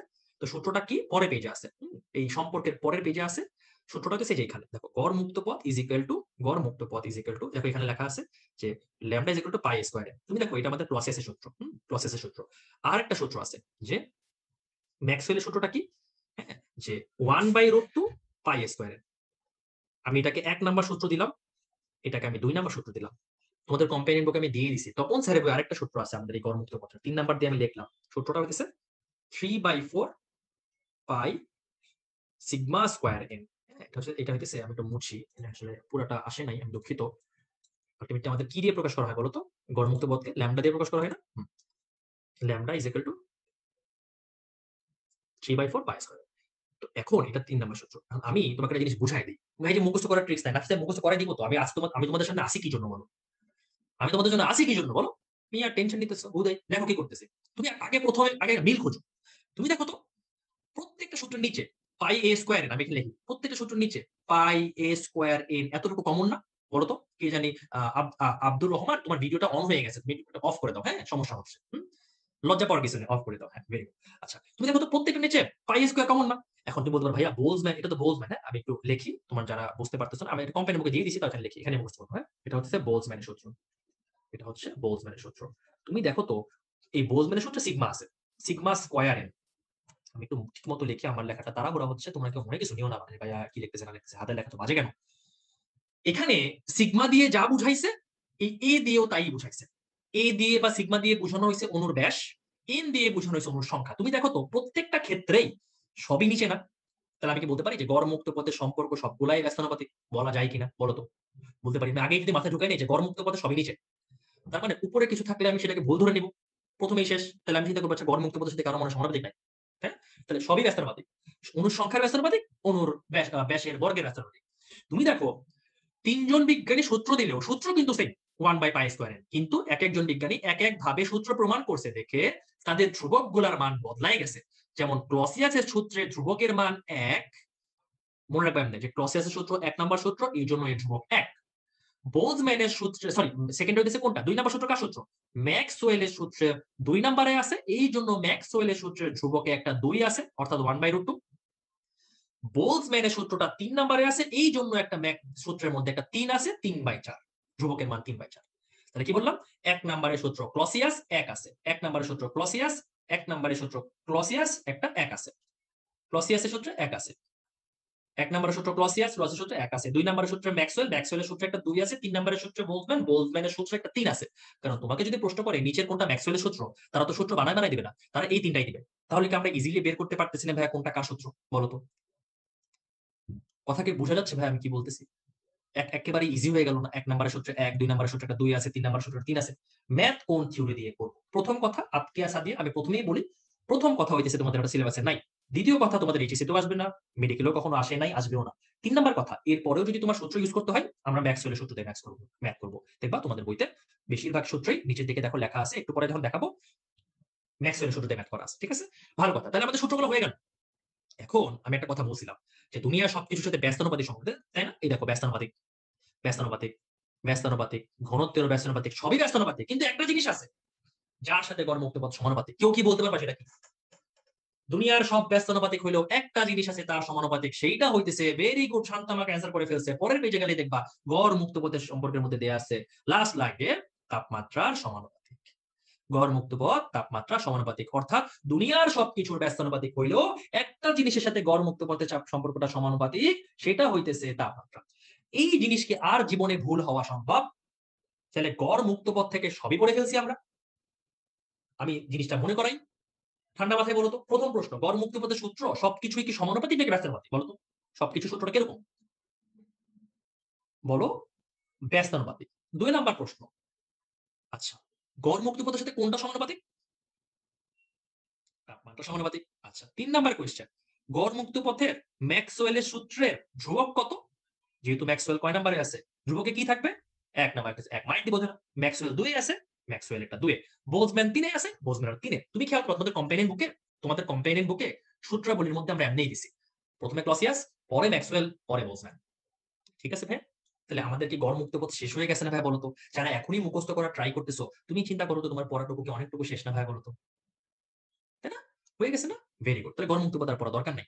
এই দেখো এই যে বলতেছিলাম ম্যাথের জন্য কি দেখো আল্টিমেটলি ম্যাথ কখনোই আসে না, আমরা দাগায়ও দেই নাই, বাট আসলে এই সূত্রটা ইউজ করছে, হ্যাঁ, আমাদের বইতে। আচ্ছা ফাইন। এখন স্বাধীনতার মাত্রা। তো আমি আগে বলি এটাও তোমাদের সিলেবাসে নাই। বাট এরপর আমি তোমাকে বুঝাবো। হ্যাঁ? স্বাধীনতার মাত্রা মানে কি? ঠান্ডা মাথা। স্বাধীনতার মাত্রা মানে হইতেছে একটা বস্তু, একটা বস্তু সর্বোচ্চ যে কয় দিকে চলতে পারবে এটাই তার স্বাধীনতার মাত্রা। কি বললাম তাহলে বলো তো? একটা বস্তু সর্বোচ্চ যে কয় দিকে চলতে পারবে সেটাই তার স্বাধীনতার মাত্রা। তাহলে আমাকে একটা কথা বলো তো, একটা গাড়ি একটা গাড়ি যদি সোজা রাস্তা বরাবর একদিকে চলনশীল হয়, তাহলে তার স্বাধীনতার মাত্রা কত হবে? ভেরি গুড, ১ হবে। যারা জানাচ্ছ, খাদিজা, তাসফিয়া, হ্যাঁ? খাদিজা, তাসফিয়া, তারপর হচ্ছে স্বর্ণালী, নাজিফা, নুসাইবা, অনেকেই জানাচ্ছ। একদিকে গেলে ১, আটকে আছে দিয়ে জানাচ্ছ ১। তাহলে বলো তো আমি যদি বলতাম, আমরা জানি যে প্রাসের গতিপথ দ্বিমাত্রিক। প্রাস ২ টা অক্ষ আছে, এক্স অক্ষ, ওয়াই অক্ষ। তাহলে প্রাসের ক্ষেত্রে স্বাধীনতার মাত্রা কত হবে? Very good ২। নাবিদ জানাইছো, সানজানা জানাইছো। যারা জানাচ্ছ আমি নাম পড়তে পারতেছি না সবার। তোমাদেরকে অনেক থ্যাংক ইউ যারা জানাচ্ছ, হ্যাঁ? আচ্ছা। তাহলে এখন বলো তো, যারা ৩ অক্ষ বরাবর চলতে পারে, যেমন আমি মানুষ, মশা, পাখি ৩ অক্ষ বরাবর চলতে পারে। X, y, z. তাহলে যদি বলতাম মশার গতির ক্ষেত্রে স্বাধীনতার মাত্রা কত হবে? তখন অ্যান্সার কি হইতো? তখন অ্যান্সার ৩ হইতো। দেখো তোমাদের স্বাধীনতার মাত্রার মধ্যে এই ১০.১৮.১ এর মধ্যে আমরা এই যেই লাইনগুলো দাগাই দিছি দেখো, এগুলাই খালি মেডিকেলের জন্য পড়তে হবে যে রাস্তায় গাড়ি চললে সেটা হবে ১। যেহেতু প্রাসের গতিপথে ২ অক্ষ আছে সেহেতু এখানে স্বাধীনতার মাত্রার মান হবে ২। হ্যাঁ? আর মশার গতির ক্ষেত্রে স্বাধীনতার মাত্রার মান হবে ৩। ঠিক আছে ভাইয়া? এখন এগুলো তো পড়লামই। আমরা এখন বাস্তব বস্তু শিখলাম। এখন আমরা গ্যাসের জন্য শিখব। তো ওই ৭৬৭ পেজেরই নিচের দিকে দেখবা লেখা আছে যে ১ পারমাণবিক গ্যাসের ক্ষেত্রে ৩, ২ এর ক্ষেত্রে ৫, ৩ এর ক্ষেত্রে ৬। তো এইটা আমরা এখান থেকে শিখব না। এটা ঠিক পরের পেজে এই যে ১০.১৮.২ এর পরের পেজে দেখো সুন্দর মতো আমি 100% দিয়ে দিছি। এখানে সুন্দর মতো দেয়া আছে যে ১ পারমাণবিক গ্যাসের ক্ষেত্রে স্বাধীনতার মাত্রার মান ৩, দ্বি-পারমাণবিক গ্যাসের ক্ষেত্রে স্বাধীনতার মাত্রার মান ৫, ৩ এর ক্ষেত্রে ৬। জাস্ট এই মানগুলো মুখস্থ করবা। প্রশ্ন আসবে ১ এর জন্য কত, ২ এর জন্য কত, ৩ এর জন্য কত। তাহলে একবারে মুখস্থ করে ফেলি চলো তো। ৩, ৫, ৬ মুখস্থ করে ফেলো। ১ এর জন্য ৩, ২ এর জন্য ৫, ৩ এর জন্য ৬। বলে ফেলো ৩, ৫, ৬। ১ এর জন্য ৩, ২ এর জন্য ৫, ৩ এর জন্য ৬। ঠিক আছে? মুখস্থ করার চেষ্টা করছো? মুখস্থ হয়ে গেছে? মুখস্থ করার চেষ্টা করছো? জিনিসগুলো বুঝতে পারতেছো কি শিখতে হবে? কেউ কথা বলতেছে না। সবাই হারায় গেছে। আচ্ছা, আমাকে এখন বলো, যদি বুঝো নওশীন, সানজিদ, সুরা, শান্তা যদি বুঝো, অনেক তো বুঝলা। তোমরা তো অনেক চমৎকার লেভেলের ব্রিলিয়ান্ট স্টুডেন্ট। আমারে বলো তো, যদি আমি প্রশ্ন করতাম যে নিষ্ক্রিয় গ্যাসের ক্ষেত্রে স্বাধীনতার মাত্রার মান কত হবে? নিষ্ক্রিয় গ্যাসের ক্ষেত্রে স্বাধীনতার মাত্রার মান কত হবে? অ্যান্সার কি হইতো? একজন দিছে 0 এমন মাইল লাগাবো, এমন মাইল লাগাবো, এমন মাইল লাগাবো। শান্তা ঠিক অ্যান্সার দিছো, হাবিবা ঠিক অ্যান্সার দিছো। আমাকে বলো তো, আমরা কেমিস্ট্রিতে পড়ে আসছি। আরেকজন দিছে ৬ মাইল, মাইল, মাইল। সকল নিষ্ক্রিয় গ্যাস এক পারমাণবিক আমরা কি পড়ে আসছি না বলো তো? সকল নিষ্ক্রিয় গ্যাস এক কেমিস্ট্রি পড়া।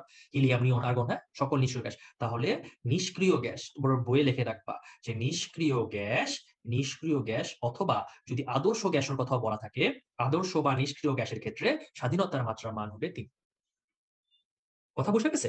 বুঝা গেছে? এখন তোমরা কি জানতে চাও যে ভাইয়া এটা কেন ৩ হইলো, এটা কেন ৫ হইলো, এটা কেন ৬ হইলো? এটার ব্যাখ্যা কি একটু বুঝতে চাও? তোমরা যদি বুঝতে চাও আমি দেখাবো। চলো দেখেই আসি।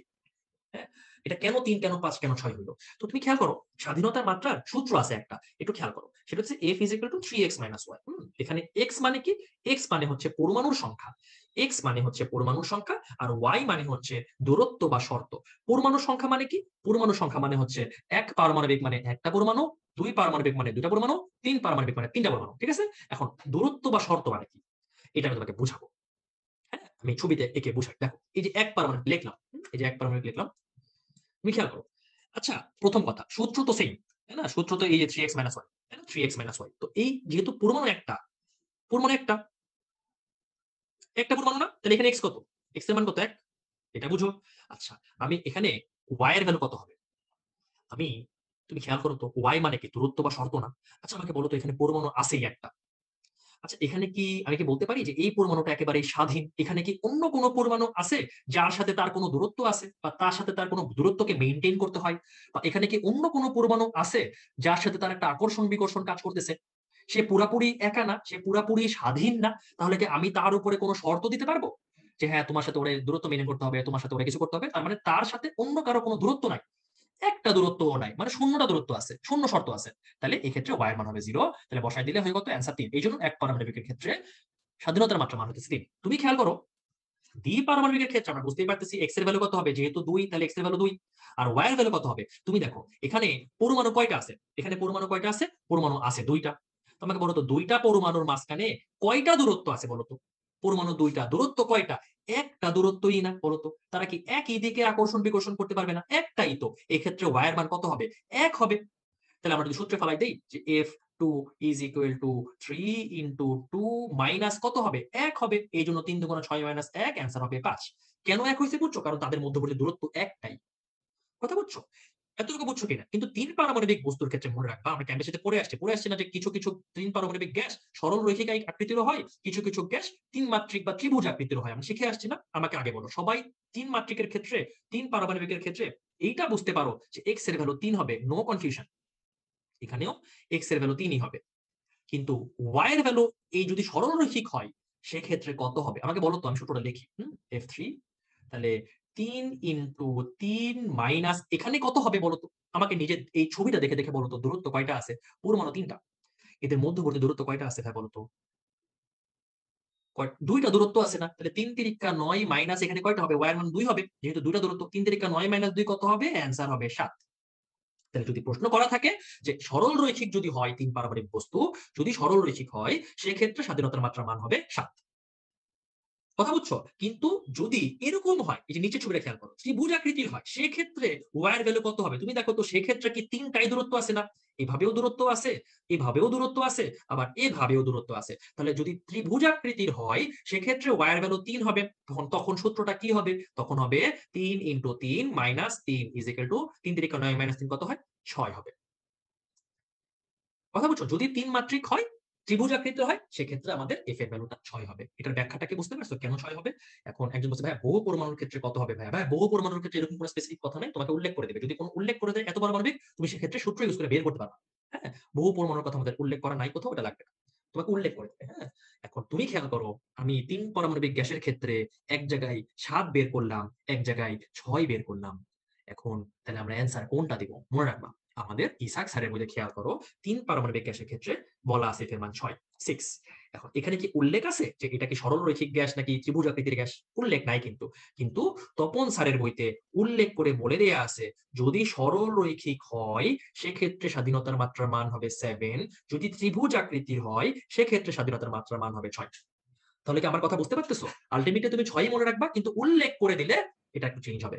আল্টিমেটলি তুমি যদি নিয়মটা জানো তাহলে কি মুখস্থের দরকার আছে? এমনি বের করতে পারতেছো। আচ্ছা, তোমরা কি বিরক্ত হয়ে গেছো? জিনিসটা কি বুঝতে পারছো? ভাই বলো তো, স্বাধীনতার মাত্রা কি খুব কঠিন লাগলো? একেবারেই ইজি না? আমাদের এতটুকু পড়ার ক্ষেত্রে মানে সারাংশ হইতেছে একটাই। আমাকে খালি কোন পারমাণবিক গ্যাসের স্বাধীনতার মাত্রার মান কত এতটুকু মুখস্থ করতে হবে। কথা বোঝা গেছে? আচ্ছা ফাইন। ইনশাআল্লাহ বুঝছি। তাহলে এখান থেকে ভুল করা যাবে না। আচ্ছা, এখন শক্তির সমবিভাজন নীতি থেকে কিছুই শিখতে হবে না। আমি আবারও বলি, বাদ আননেসেসারি পড়বা না। কারণ এইচএসসি তেও নাই, মেডিকেলে আসে না। বাট একটা জিনিস খালি পড়বা, সেটা হইতেছে প্রতিটি অণুর গতিশক্তির মান কত, প্রতিটি অণুর গতিশক্তির মান কত, প্রতিটি অণুর গতিশক্তির মান হইতেছে হাফ কেটি। এটা মুখস্থ করবা। দ্যাটস ইট, আর কিছুই না। এখান থেকে আর কোনো কিছু পড়ার দরকার নাই। ঠিক আছে ভাইয়া? আচ্ছা। আর কিচ্ছু না। আমি না বললাম না। হাইয়েস্ট আরো বেশি কিছু পড়তে চাইলে এই যে এক পারমাণবিক গ্যাসের ক্ষেত্রে এর মান মানে এক পারমাণবিক গ্যাসের ক্ষেত্রে একটি অণুর গতিশক্তির মান কত? 3/2 কেটি। আর দ্বি-পারমাণবিক গ্যাসের ক্ষেত্রে অণুর গড় গতিশক্তির মান হচ্ছে 5/2 কেটি। তাহলে যদি পড়তে চাও, আমি আবারও এখানে রিডিং লিখে দিলাম। যদি পড়তে চাও তাহলে জাস্ট এই ৩ টা মান জাস্ট মুখস্থ করতে হবে। আর বাট কখনো মেডিকেলে আসে না। যে নুসাইবা বলছে আগে তো শুধু মুখস্থ করছি। আচ্ছা, তোমরা কে কোন কলেজে তোমাদের সাথে দেখা হবে কিনা ভবিষ্যতে জানি না। আশা করি দেখা হবে। যদি তোমার ক্লাস ভালো লাগে অবশ্যই আমি তোমাদের বারো ক্লাস নিতে আসবো। বাট আল্টিমেটলি আপাতত ক্লাস শেষ করি। হ্যাঁ? আচ্ছা। তো খেয়াল করো, এগুলো আর কিছু পড়ার দরকার নেই। এখন জলীয় বাষ্প, বায়ুচাপ, ঠান্ডা মাথা। এখান থেকে শুরু করে এটা সিলেবাসে আছে। Triple star. এখান থেকে শুরু করে আমি আগামী অনেক কিছু একটা সুন্দর ছবি এঁকে বুঝাই দিব। অনেক কনসেপ্ট কিন্তু এখন ক্লিয়ার হবে। আগামী ৫ মিনিট মন দিয়ে ক্লাস করতে হবে। সবাইকে অনেক ভালো মতো অ্যান্সার দিতে হবে। যে ভাইয়া ক্লাসে কি বলছে একটু দিয়ে অ্যান্সার। ঠিক আছে? বুঝা গেছে? একজন বলছে স্যার স্যাচুরেশন। সব বুঝাবো। শোনো জেনে রাখ। এখন আমি আবার বলি, এই বই যা আছে এখান থেকে শুরু করে আমি সবকিছু পড়াই দিব। পরবর্তীতে তুমি বই থেকে খুঁজে নিবা। হ্যাঁ? আমি এখন আস্তে, আস্তে পড়াবো। আচ্ছা, আমাকে বলো তো ভাইয়া, জলীয় বাষ্প মানে কি? আমরা কি কেউ বলতে পারো হোয়াট ইস জলীয় বাষ্প? কেউ কি বলতে পারো যে হোয়াট ইস জলীয় বাষ্প? জলীয় বাষ্প মানে হইতেছে একটা পানির বাষ্পীয় অবস্থা। পানির বাষ্পীয় অবস্থায় হইতেছে জলীয় বাষ্প। আচ্ছা, কেউ কি বলতে পারো আর্দ্রতা মানে কি? আর্দ্রতা মানে কি? আর্দ্রতা মানে হচ্ছে একটা নির্দিষ্ট স্থানে নির্দিষ্ট আয়তনের বায়ুতে কতটুকু জলীয় বাষ্প আছে সেটাই ওই স্থানের আর্দ্রতা। তুমি কি আমার কথাগুলো শুনতেছো? কি বলতেছি? ঠান্ডা মাথায় আমি তোমাকে ছবি এঁকে বুঝাবো তো, সংজ্ঞা মুখস্থ করা লাগে না, হয়ে যাবে। তাহলে আমি যদি বলি এই একটা নির্দিষ্ট স্থান, ধরো এর আয়তনের মান হচ্ছে ৫, আমি এককটা লিখলাম। আচ্ছা লিখি, একক সহ লিখি। আয়তনের মান ৫ মিটার কিউব এবং এখানকার তাপমাত্রার মান হচ্ছে ৩০ ডিগ্রি সেলসিয়াস। হ্যাঁ? এবং ধরলাম এই স্থানে জলীয় বাষ্প আছে ৬০ কেজি। জলীয় বাষ্পের পরিমাণ ৬০ কেজি। এই যে কতটুকু পরিমাণ উপস্থিত আছে এটাকে আমি ইংলিশে লিখলাম কনটেন্ট। হ্যাঁ? অর্থাৎ এই বক্সের কনটেন্ট হইতেছে ৬০ কেজি, মানে এতটুকু জলীয় বাষ্প আছে। তাহলে আর্দ্রতা মানে কি? একটা নির্দিষ্ট তাপমাত্রা নির্দিষ্ট আয়তনের বায়ুতে যতটুকু জলীয় বাষ্প আছে সেটাই ওই স্থানের আর্দ্রতা। সবাই বুঝতে পারছো? ভাই বলো তো, একটু অ্যান্সার দিতে হবে। আচ্ছা। আচ্ছা, তুমি কি জানো যে আর্দ্রতা কয় প্রকার? আর্দ্রতা হইতেছে ২ প্রকার। একটা হইতেছে পরম আর্দ্রতা, একটা হইতেছে আপেক্ষিক আর্দ্রতা। আমি লিখলাম। আপেক্ষিক আর্দ্রতা। হ্যাঁ? আপেক্ষিক আর্দ্রতা। আমি আগে একটু পরম আর্দ্রতা নিয়ে তোমার সাথে কথা বলি। একজন বলতেছে আরেকবার বলেন, তাহিয়া বলতেছে। আচ্ছা, আরেকবার মানে আমি আর্দ্রতার ডেফিনিশনটা ভাইয়া জাস্ট বলছি। আর্দ্রতা মানে হইতেছে কোন একটা নির্দিষ্ট স্থানে নির্দিষ্ট আয়তনের বায়ুতে কতটুকু জলীয় বাষ্প আছে সেটাই তার আর্দ্রতা। আমি সেটাই বললাম। হ্যাঁ? এখন ধরো এই জায়গাটাতে ৫ মিটার কিউব আয়তনের মধ্যে ৬০ কেজি জলীয় বাষ্প আছে, তাহলে এই স্থানের আর্দ্রতা কত হবে? তাই না? ৬০ কেজি পার মিটার কিউব। কথা বুঝছো? এখানে আর্দ্রতা শিখে ফেললাম। এখন পরম আর্দ্রতা মানে কি? পরম আর্দ্রতা মানে হইতেছে, মন দিয়ে শুনবা। পরম আর্দ্রতা মানে হইতেছে এক আমি এক লিখলাম, পরম মানে এক লিখলাম। পরম আর্দ্রতা মানে হচ্ছে একক আয়তনের বায়ুতে কতটুকু জলীয় বাষ্প আছে সেটাই তার পরম আর্দ্রতা। কথা বুঝতে পারছো? আমি কি বললাম? একক আয়তনের বায়ুতে কতটুকু জলীয় বাষ্প আছে এটাইকেই বলা হয় পরম আর্দ্রতা। আমাকে কি কেউ বলতে পারো এই স্থানে, ধরো দেখো এই স্থানে, এই বক্সের স্থানে আমি একটু মুছি। এই বক্সের স্থানে আয়তন 5 মিটার কিউব, জলীয় বাষ্প আছে 60 কেজি। তাহলে এই বক্সের পরমাত্রতার মানটা কত হবে? কেউ কি বলতে পারবা? এই বক্সের পরমাত্রতার মানটা কত হবে? Very good Shanta. একজন দিছে 6, একজন দিছে 13। কেন 6 দিছো, কেন 13 দিছো আমি জানি না। হ্যাঁ? আমি জানি না। যারা 12 দিচ্ছ তাদের একজন দিছে 5 কেজি পার মিটার কিউব। এটাও ঠিক না। তুমি কনসেপ্টটা বুঝো আগে। ঠান্ডা মাথায় শোনো, ঠান্ডা মাথায় শোনো এখন। দেখো, এই বক্সে 5 মিটার কিউব আয়তনের মধ্যে জলীয় বাষ্পের পরিমাণ কত? 60 কেজি। তাহলে আমার পরম আর্দ্রতা মানে কি?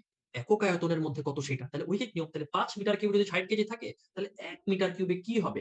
60/5 অর্থাৎ 12 কেজি পার মিটার কিউব। এটাই হবে অ্যান্সার।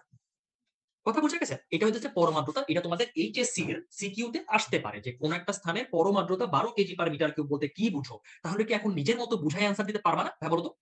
হ্যাঁ, পরম আর্দ্রতা বলতে আমরা এটা বুঝি, পরম আর্দ্রতা বলতে আমরা এটা বুঝি। তারপরে পরম আর্দ্রতা কেমনে করে পারবা না? সহজ হয়ে গেছে না? পরম আর্দ্রতা বুঝছো কিনা? আমি তাহলে আগাবো। আচ্ছা, পরম আর্দ্রতা মোটামুটি আমরা আশা করি বুঝছো। পরম আর্দ্রতা শেষ। এখন আমি একটু আপেক্ষিক আর্দ্রতা নিয়ে আলোচনা করব। হোয়াট ইস আপেক্ষিক আর্দ্রতা? এখন আপেক্ষিক আর্দ্রতা জিনিসটা কি আসলে? আপেক্ষিক আর্দ্রতা জিনিসটা হইতেছে, ধরো আমি এখানে এই বক্সটা এখানে একটা আঁকি। আমার কলম গেল কই? এই যে কলম।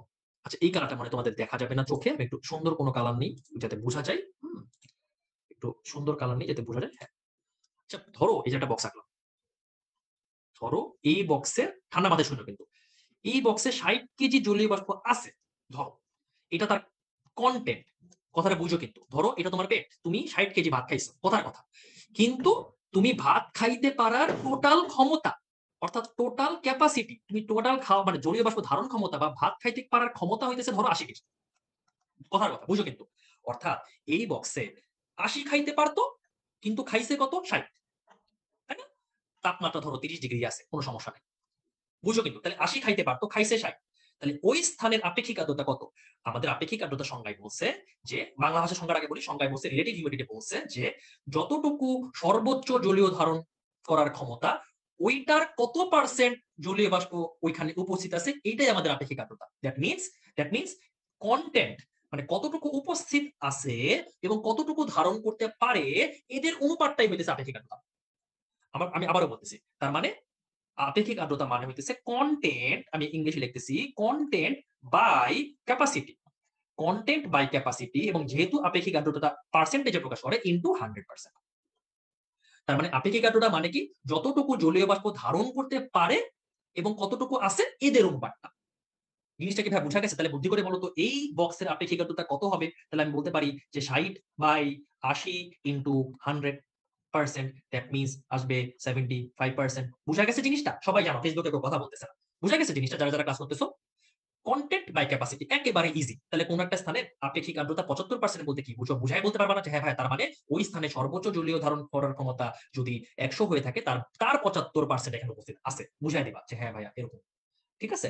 এখন আমাকে কি এখানে কেউ অ্যান্সার করতে পারো যে ভাইয়া, এই যে তাপমাত্রাটা যে আমি লিখলাম, আমাদের এই তাপমাত্রার সাথে কার সম্পর্ক আছে বলো তো? তোমার কি মনে হয়? তাপমাত্রার সাথে এই কনটেন্টের সম্পর্ক আছে নাকি ক্যাপাসিটির একটা সম্পর্ক আছে? আমার তাপমাত্রা বাড়লে কমলে ক্যাপাসিটির একটা চেঞ্জ হইতে পারে। কনটেন্টের কিন্তু কখনো কোনো চেঞ্জ হবে না। আমি তোমাকে একটা জিনিস মনে রাখার একটা সিস্টেম বলি। মনে রাখবা।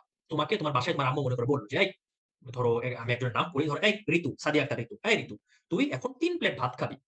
তুমি বললা যে, "আমি আমার ৩ প্লেট ক্ষমতা থাকলেও আমি ৩ প্লেট খামু না আম্মু, আমি ১ প্লেটই খাবো।" তার মানে তুমি কতটুকু খাবা এটা তোমার ইচ্ছার উপর ডিপেন্ড করে। এইটার সাথে কোনো কিছুর কোনো সম্পর্ক নাই। এটা স্বাধীন। ঠিক আছে? আমি ৬০ কেজি নিতে চাই, আমি ৬০ কেজি নিবো। তার মানে তাপমাত্রা বাড়াও কমাও এই কনটেন্ট এর কোনো চেঞ্জ হবে না। বুঝো কিন্তু। তাহলে কার চেঞ্জ হবে? বলতো তাপমাত্রা বাড়লে কমলে কার চেঞ্জ হবে? এই ক্যাপাসিটির চেঞ্জ হবে। কেন ক্যাপাসিটির চেঞ্জ হবে জানো? আমাকে একটা কথা বলো তো, আমি এই ছোট জায়গায় লিখি। আচ্ছা, তুমি কি পদার্থের গাঠনিক ধর্ম চ্যাপ্টারটা পড়ছো কিনা আমি জানি না। তুমি কি এটা জানো যে বায়বীয় পদার্থের অণুসমূহ অনেক দূরে, দূরে থাকে? তারা আন্তঃনাবিক দূরত্ব অনেক বেশি। তাই না? কঠিন পদার্থের আন্তঃনাবিক দূরত্ব কম, বায়বীয় পদার্থের বেশি। আচ্ছা, তুমি কি এইটা জানো যে এই যে আমরা যে জলীয় বাষ্পগুলা যে বায়ু খাই, এই জলীয় বাষ্পগুলা কোথায় গিয়ে জমা হয়? এই বায়ুর অন্তঃস্থ এই আন্তঃনাবিক দূরত্বের মধ্যে এই জলীয় বাষ্পগুলা জমা হয়। এটা বুঝো। এখন আমি যদি তাপমাত্রাটাকে বাড়াই দেই, ধরো তাপমাত্রাটা বেড়ে দিলাম, তাহলে এই অণুগুলা ছোটাছুটিও বেড়ে যাবে না? তারা আরো দ্রুত গতিতে ছুটবে। তাহলে ছুটতে, ছুটতে এদের মধ্যবর্তী দূরত্ব আরো বেড়ে যাবে। আমরা একটু আগে পড়ছি যে গতিশক্তির সাথে তাপমাত্রার সম্পর্কটা সমানুপাতিক। পড়ছি না একটু আগে? তাহলে আমাকে বলো তো, তাপমাত্রা বাড়লে জলীয় বাষ্পের ধারণ ক্ষমতাটা কি বাড়বে নাকি কমবে? তাপমাত্রাটা বাড়াইলে জলীয় বাষ্প ধারণ ক্ষমতাটা কি বাড়বে নাকি কমবে? কারণ আমরা দেখি তাপমাত্রা বাড়লে এটা বেড়ে যাচ্ছে, তাহলে জলীয় বাষ্প ধারণ ক্ষমতাও বেড়ে যাবে। দ্যাট মিনস ক্যাপাসিটি বাড়বে। বুঝছো? ক্যাপাসিটি কি হবে? বেড়ে যাবে। এখন বলতে পারো যে, "ভাইয়া আমি এটা বুঝি নাই। আপনি আমাকে আরো একটা ওয়েতে বুঝান। আমি তোমাকে আরো একটা সুন্দর ওয়েতে বুঝাই। চলো।" আচ্ছা আমাকে একটু আগে বলো তো আমরা চার্লসের সূত্র শিখছিলাম না? চার্লসের সূত্রে কি বলছিল? যে V proportional to T মনে পড়ে? তার মানে যদি T বাড়ে, T বাড়লে V কি হবে? আয়তনও বাড়বে না? T বাড়লে আয়তনও বাড়বে না। তাহলে আমাকে বলো তো T বাড়লে যদি আয়তনও বাড়ে তাহলে কি খাওয়ার ক্ষমতা বাড়বে না? তাহলে আমি কি বলতে পারি যে তাপমাত্রা বাড়লে আয়তন বাড়বে, আয়তন বাড়লে জলীয় বাষ্পের ধারণ ক্ষমতা বাড়বে? জিনিসটা কি বুঝা গেছে? এটা যদি বুঝো তাহলে অনেক কিছু কিন্তু শেষ। জিনিসটা কি বুঝতে পারছো ভাই বলো তো? তাপমাত্রা বাড়লে আয়তন বাড়বে, আয়তন বাড়লেও আমাদের জলীয় বাষ্পের ধারণ ক্ষমতা বাড়বে। কেউ কোন কথাই বলতেছে না জুমের মধ্যে। আমাকে কি বলবা যে বুঝতে পারছো কিনা বুঝতে পারো না? আমি তাহলে আগাইতে পারতেছি না। বলতে হবে তো। বুঝতে পারছি। তোমরা কি হাঁপায় গেছো? ঘুম লাগতেছে বলো তো ভাই? খুব বিরক্ত লাগতেছে জিনিসটা? বুঝা গেছে থাকলে বলবা তো আমাকে, হ্যাঁ? আচ্ছা। এখন যদি এটা বুঝো, একজন বলছে, "ভাই আরেকবার একটু বুঝান তো।" আচ্ছা, আ আমি তো জিনিসটা অনেক ইজি করে ভাই বুঝাইলাম ২ ভাবে যে তাপমাত্রা বাড়লে আমাদের আয়তন বাড়ে, আয়তন বাড়লে ক্যাপাসিটি অর্থাৎ ধারণ ক্ষমতাটা বাড়বে। খুবই সিম্পল ওয়েতে বুঝাইছি। এই জায়গাটা একটু সময় নিয়ে বুঝাইছি। তোমার যদি জিনিসটা নিয়ে বুঝতে প্রবলেম থাকে, আমি আবারও বললাম, রিপিট করলাম। এরপরে রেকর্ডিংটা দেখে নিও ভাইয়া। কারণ আমি আসলে এখানে শেষ করতে পারব না, হ্যাঁ? এরপরেও যদি বুঝতে সমস্যা থাকে ক্লাসের শেষে বলবে। আমি তোমাকে শেষে সময় দিব, হুম? আচ্ছা, এখন তাহলে আমাকে একটা কথা বলো। আমি একটা ছবি আঁকি পরের পেজে। ধরো এই যে একটা ছবি আঁকলাম। এটা আমাদের ধরো ৬০ কেজি। ৬০ কেজি আছে। আমাদের আ এখানে ক্যাপাসিটি হচ্ছে ৮০ কেজি। কথার কথা। তাপমাত্রা ছিল কত? ৩০ ডিগ্রি সেলসিয়াস, তাই না? তাপমাত্রা ছিল ৩০ ডিগ্রি সেলসিয়াস। আচ্ছা ফাইন।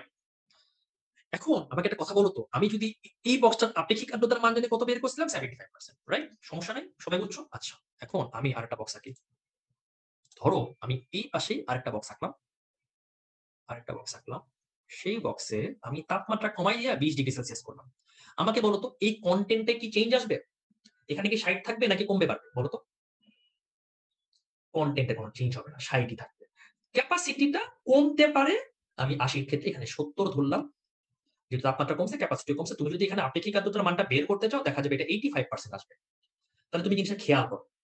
তাপমাত্রা আমি কমাইছি, ধারণ ক্ষমতাও দেখো তাপমাত্রা আমি কমাইছি, ধারণ ক্ষমতা কমছে কিন্তু ওভারঅল রিলেটিভ হিউমিডিটি কি বেড়ে গেছে না? একটু জিনিসটা না বুঝলে কিন্তু ঠান্ডা মাথায় হবে না। তাহলে আমি দেখতেছি তাপমাত্রা বাড়ার সাথে জলীয় বাষ্প ধারণ ক্ষমতা বাড়ে কমে এবং এক্ষেত্রে আপেক্ষিক আর্দ্রতাও চেঞ্জ হইতে পারে। ঠিক আছে? এখন আমি যদি আরেকটা বক্স আঁকি, ধরো আমি আরেকটা বক্স আঁকবো। এই যে এখানে তাকাও। ধরো আরেকটা বক্স আঁকলাম। তো আমি এমন একটা বক্স আঁকলাম, তাপমাত্রা ১০ ডিগ্রি সেলসিয়াস করে দিলাম। এখানে তো ৬০ ই থাকবে। তোমরা জানো। এখানে ক্যাপাসিটি কমে ধরো ৬০ কেজি হয়ে গেল। তাহলে বলো তো এই ক্ষেত্রে রিলেটিভ হিউমিডিটির মান কত হবে? 100% হয়ে যাবে না?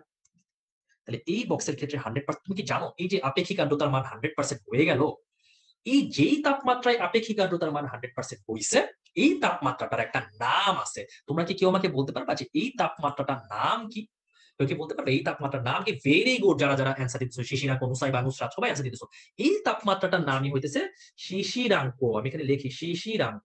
এই তাপমাত্রার নামই হচ্ছে শিশিরাঙ্ক। মনে রাখবা এই শিশিরাঙ্ক গত বছর মেডিকেল অ্যাডমিশন টেস্টে আসছিল যে শিশিরাঙ্ক কি? এটা কি তাপমাত্রা নাকি বাষ্পচাপ? শিশিরাঙ্ক একটা তাপমাত্রা। যেই তাপমাত্রায় দেখা যায় না ওই কালার। আচ্ছা ঠিক আছে নাফিস আমি এটা শিশিরাঙ্কই লিখছি, হ্যাঁ? আমি চেঞ্জ করতেছি। সমস্যা নাই। আচ্ছা। তাহলে এখন আমি তোমাকে ব্যাখ্যা দিব কেন আমরা এই তাপমাত্রাকে শিশিরাঙ্ক বলি। তাহলে আমি শিশিরাঙ্কের কি একটা সংজ্ঞা বের করতে পারি এরকম যে তাপমাত্রায় আপেক্ষিক আর্দ্রতা 100% সেটাই শিশিরাঙ্ক। সংজ্ঞা মুখস্থ হয়ে গেছে? যেই তাপমাত্রা আপেক্ষিক আর্দ্রতা 100% সেটাই শিশিরাঙ্ক। আমি কি আরেকটা সংজ্ঞা বের করতে পারি? যে যেই তাপমাত্রায় বয়ে আছে, যেই তাপমাত্রায় শিশির জমতে শুরু করে সেটাই শিশিরাঙ্ক। তোমরা কি জিনিসগুলো বুঝতে পারতেছো ভাই? কথা বলো প্লিজ ভাই। আমি নাহলে বুঝবো না। কথা না বললে বোঝার কোনো ওয়ে নাই। এখন কেন এই তাপমাত্রাটাকে শিশির বলা হইতেছে? আমি আরেকটা ছবি আঁকলে সেটা ক্লিয়ার হবে তোমাদের। লাস্ট ছবি। আমি যদি দেখো এটা ৬০ কেজি। তোমাদের মনে কোয়েশ্চেন থাকতে পারে না ভাই আমি যদি আরো ১০ থেকেও তাপমাত্রা কমাই দেই, ৫ ডিগ্রি করে দেই, তাহলে তো এখানে আমার ক্যাপাসিটিও কমবে। ধরো ৬০ কেজি ছিল এখানে ৫৫ কেজি হয়ে যাবে। তাহলে এক্ষেত্রে কেমনে ক্যাপাসিটি থেকে কি কনটেন্ট বেশি হওয়া সম্ভব? নেভার পসিবল না। তখন বায়ুমণ্ডল কি করবে? তখন এই তার এক্সট্রা ৫ কেজিটা, এই এক্সট্রা ৫ কেজিটা, এই ৫ কেজিটা সে ছেড়ে দিবে। সে শিশির আকারেও ছাড়তে পারে, বৃষ্টি আকারেও ছাড়তে পারে, বাইরে পরিবেশে যেমনে পানি আকারে বৃষ্টি, শিশির, কুয়াশা ছেড়ে দিবে। তাহলে এই দেখো, যেই তাপমাত্রার পর থেকে এই শিশির জমতে শুরু করতেছে, এইজন্যই এই তাপমাত্রাটাকে শিশিরাঙ্ক বলা হইতেছে। কথা কি বোঝা গেছে? কেন এই তাপমাত্রাকে শিশিরাঙ্ক বলা গেছে? তার মানে শিশিরাঙ্ক মানে কি? যেই তাপমাত্রা থেকে শিশির জমতে শুরু করতেছে, অর্থাৎ ১০ ডিগ্রি থেকে আরো কমাইলে সে শিশির জমতে শুরু করবে। কথা বোঝা গেছে? এখন আমি শিশিরাঙ্ক বুঝে ফেলছি সবাই। তাহলে যদি আমাদের এইচএসসি তে প্রশ্ন করে বা মেডিকেলে প্রশ্ন করে শিশিরাঙ্ক কি? বা তোমাকে মেডিকেল এইচএসসি তে কি প্রশ্ন করবে জানো? তোমাকে প্রশ্ন করবে যে কোন একটা স্থানের শিশিরাঙ্ক ১০ ডিগ্রি সেলসিয়াস বলতে কি বুঝো? তাহলে কি তুমি বুঝাই বলতে পারবা না যে 10°C বলতে বোঝাচ্ছে যে ওই স্থানে যতটুকু ধারণ ক্ষমতা ততটুকুই জলীয় বাষ্প আছে এবং এখানে আপেক্ষিক আর্দ্রতা 100% এবং এই তাপমাত্রা থেকে শিশির জমতে শুরু করে। এই জন্য একে শিশির আলো বলা হয়। হয়ে গেল। কঠিন? খুব কঠিন? মাইল লাগাবো যদি কেউ কঠিন বলো। এমন মাইল লাগাবো সব ঠিক হয়ে যাবে। আচ্ছা ফাইন। এখন আমি এই জায়গাটা দিয়ে আরেকটা মজার জিনিস শিখাবো। দেখি তোমরা বুঝো কিনা। তুমি কি আমাকে কি কেউ এখানে বলতে পারো যে আচ্ছা ভাইয়া তুমি এই সবুজ কালারের বক্সটা খেয়াল করো। আচ্ছা তুমি দেখো তো সে খাইতে পারতো ৬০, খাইছেও ৬০। আমি যদি বলি সে খাইতে পারতো ৬০, সে খাইছেও ৬০। আচ্ছা একজন বলছে আরেকবার বলো। ভাইয়া আরেকবার কি বলবো? কোন জিনিসটা বুঝো নাই বলো তো? শিশিরাঙ্ক মানে শিশিরাঙ্কর কোন পার্টটুকু বুঝো নাই? আমি বললাম যে তাপমাত্রাতে আপেক্ষিক আর্দ্রতা 100% হয় সেটাই শিশিরাঙ্ক। আমি তোমাকে সংজ্ঞা সংজ্ঞা কখনো মুখস্থ করাই দেওয়া সম্ভব না। আমি তারপরেও তোমাকে সুন্দর করে বুঝাই দিছি যাতে কখনো ভুল না হয়। ছবি এঁকে বুঝাই দিলাম। অথবা যেই তাপমাত্রা শিশির জমতে শুরু করে সেটাও শিশিরাঙ্ক। তুমি বলতে পারো হ্যাঁ 10°তে শিশির জমতে শুরু করছে এজন্য এই তাপমাত্রায় শিশিরাঙ্ক। অথবা এই তাপমাত্রা আপেক্ষিক আর্দ্রতা 100%। তোমরা কি বুঝতে পারছো? ভাইয়া তুমি যদি এরপরও না বুঝো আমাকে জানাও ভাইয়া। বুঝতে পারছো? না যদি না বুঝতে পারো আমাদের কোয়েশ্চেন অ্যান্সার এর কিউএনএ টিচার হিসেবে রাফসান ভাই আছে। ওকে একটু কোয়েশ্চেন করো ভাইয়া। কারণ আমরা নাহলে শেষ করতে পারব না। আমি কিন্তু আমি একটু তোমরা যারা ক্লাস করতেছো আমি মাইন্ড করো না। আমি কিন্তু একটা টপিক ৩-৪ বার করে বলতেছি। এরপরে যদি তুমি না বুঝো, তোমার হয়তোবা কনসেনট্রেশন নাই, ক্লাস ভালো লাগতেছে না। যদি এরকম হয় যে কনসেনট্রেশন নাই, তুমি এখানে আর রিপিট কোয়েশ্চেন করো না। তুমি জিনিসটাকে আবার পরবর্তীতে রেকর্ডিংটা দেখে নিও। তোমাদের তখন রেকর্ডিং এর সুবিধা আছে, আছে না? আছে তো। অথবা তুমি কোয়েশ্চেন অ্যান্সার সেকশনে আমরা একজন টিচারকে রাখছি তোমাদের জন্য। তুমি তাকে জিজ্ঞেস করো। কারণ ক্লাসের মাঝখানে এগুলা বলতে গেলে ফ্লোটা নষ্ট হয় ভাইয়া। আচ্ছা, তুমি দেখো সে খাইতে পারতো ৬০, খাইছেও ৬০।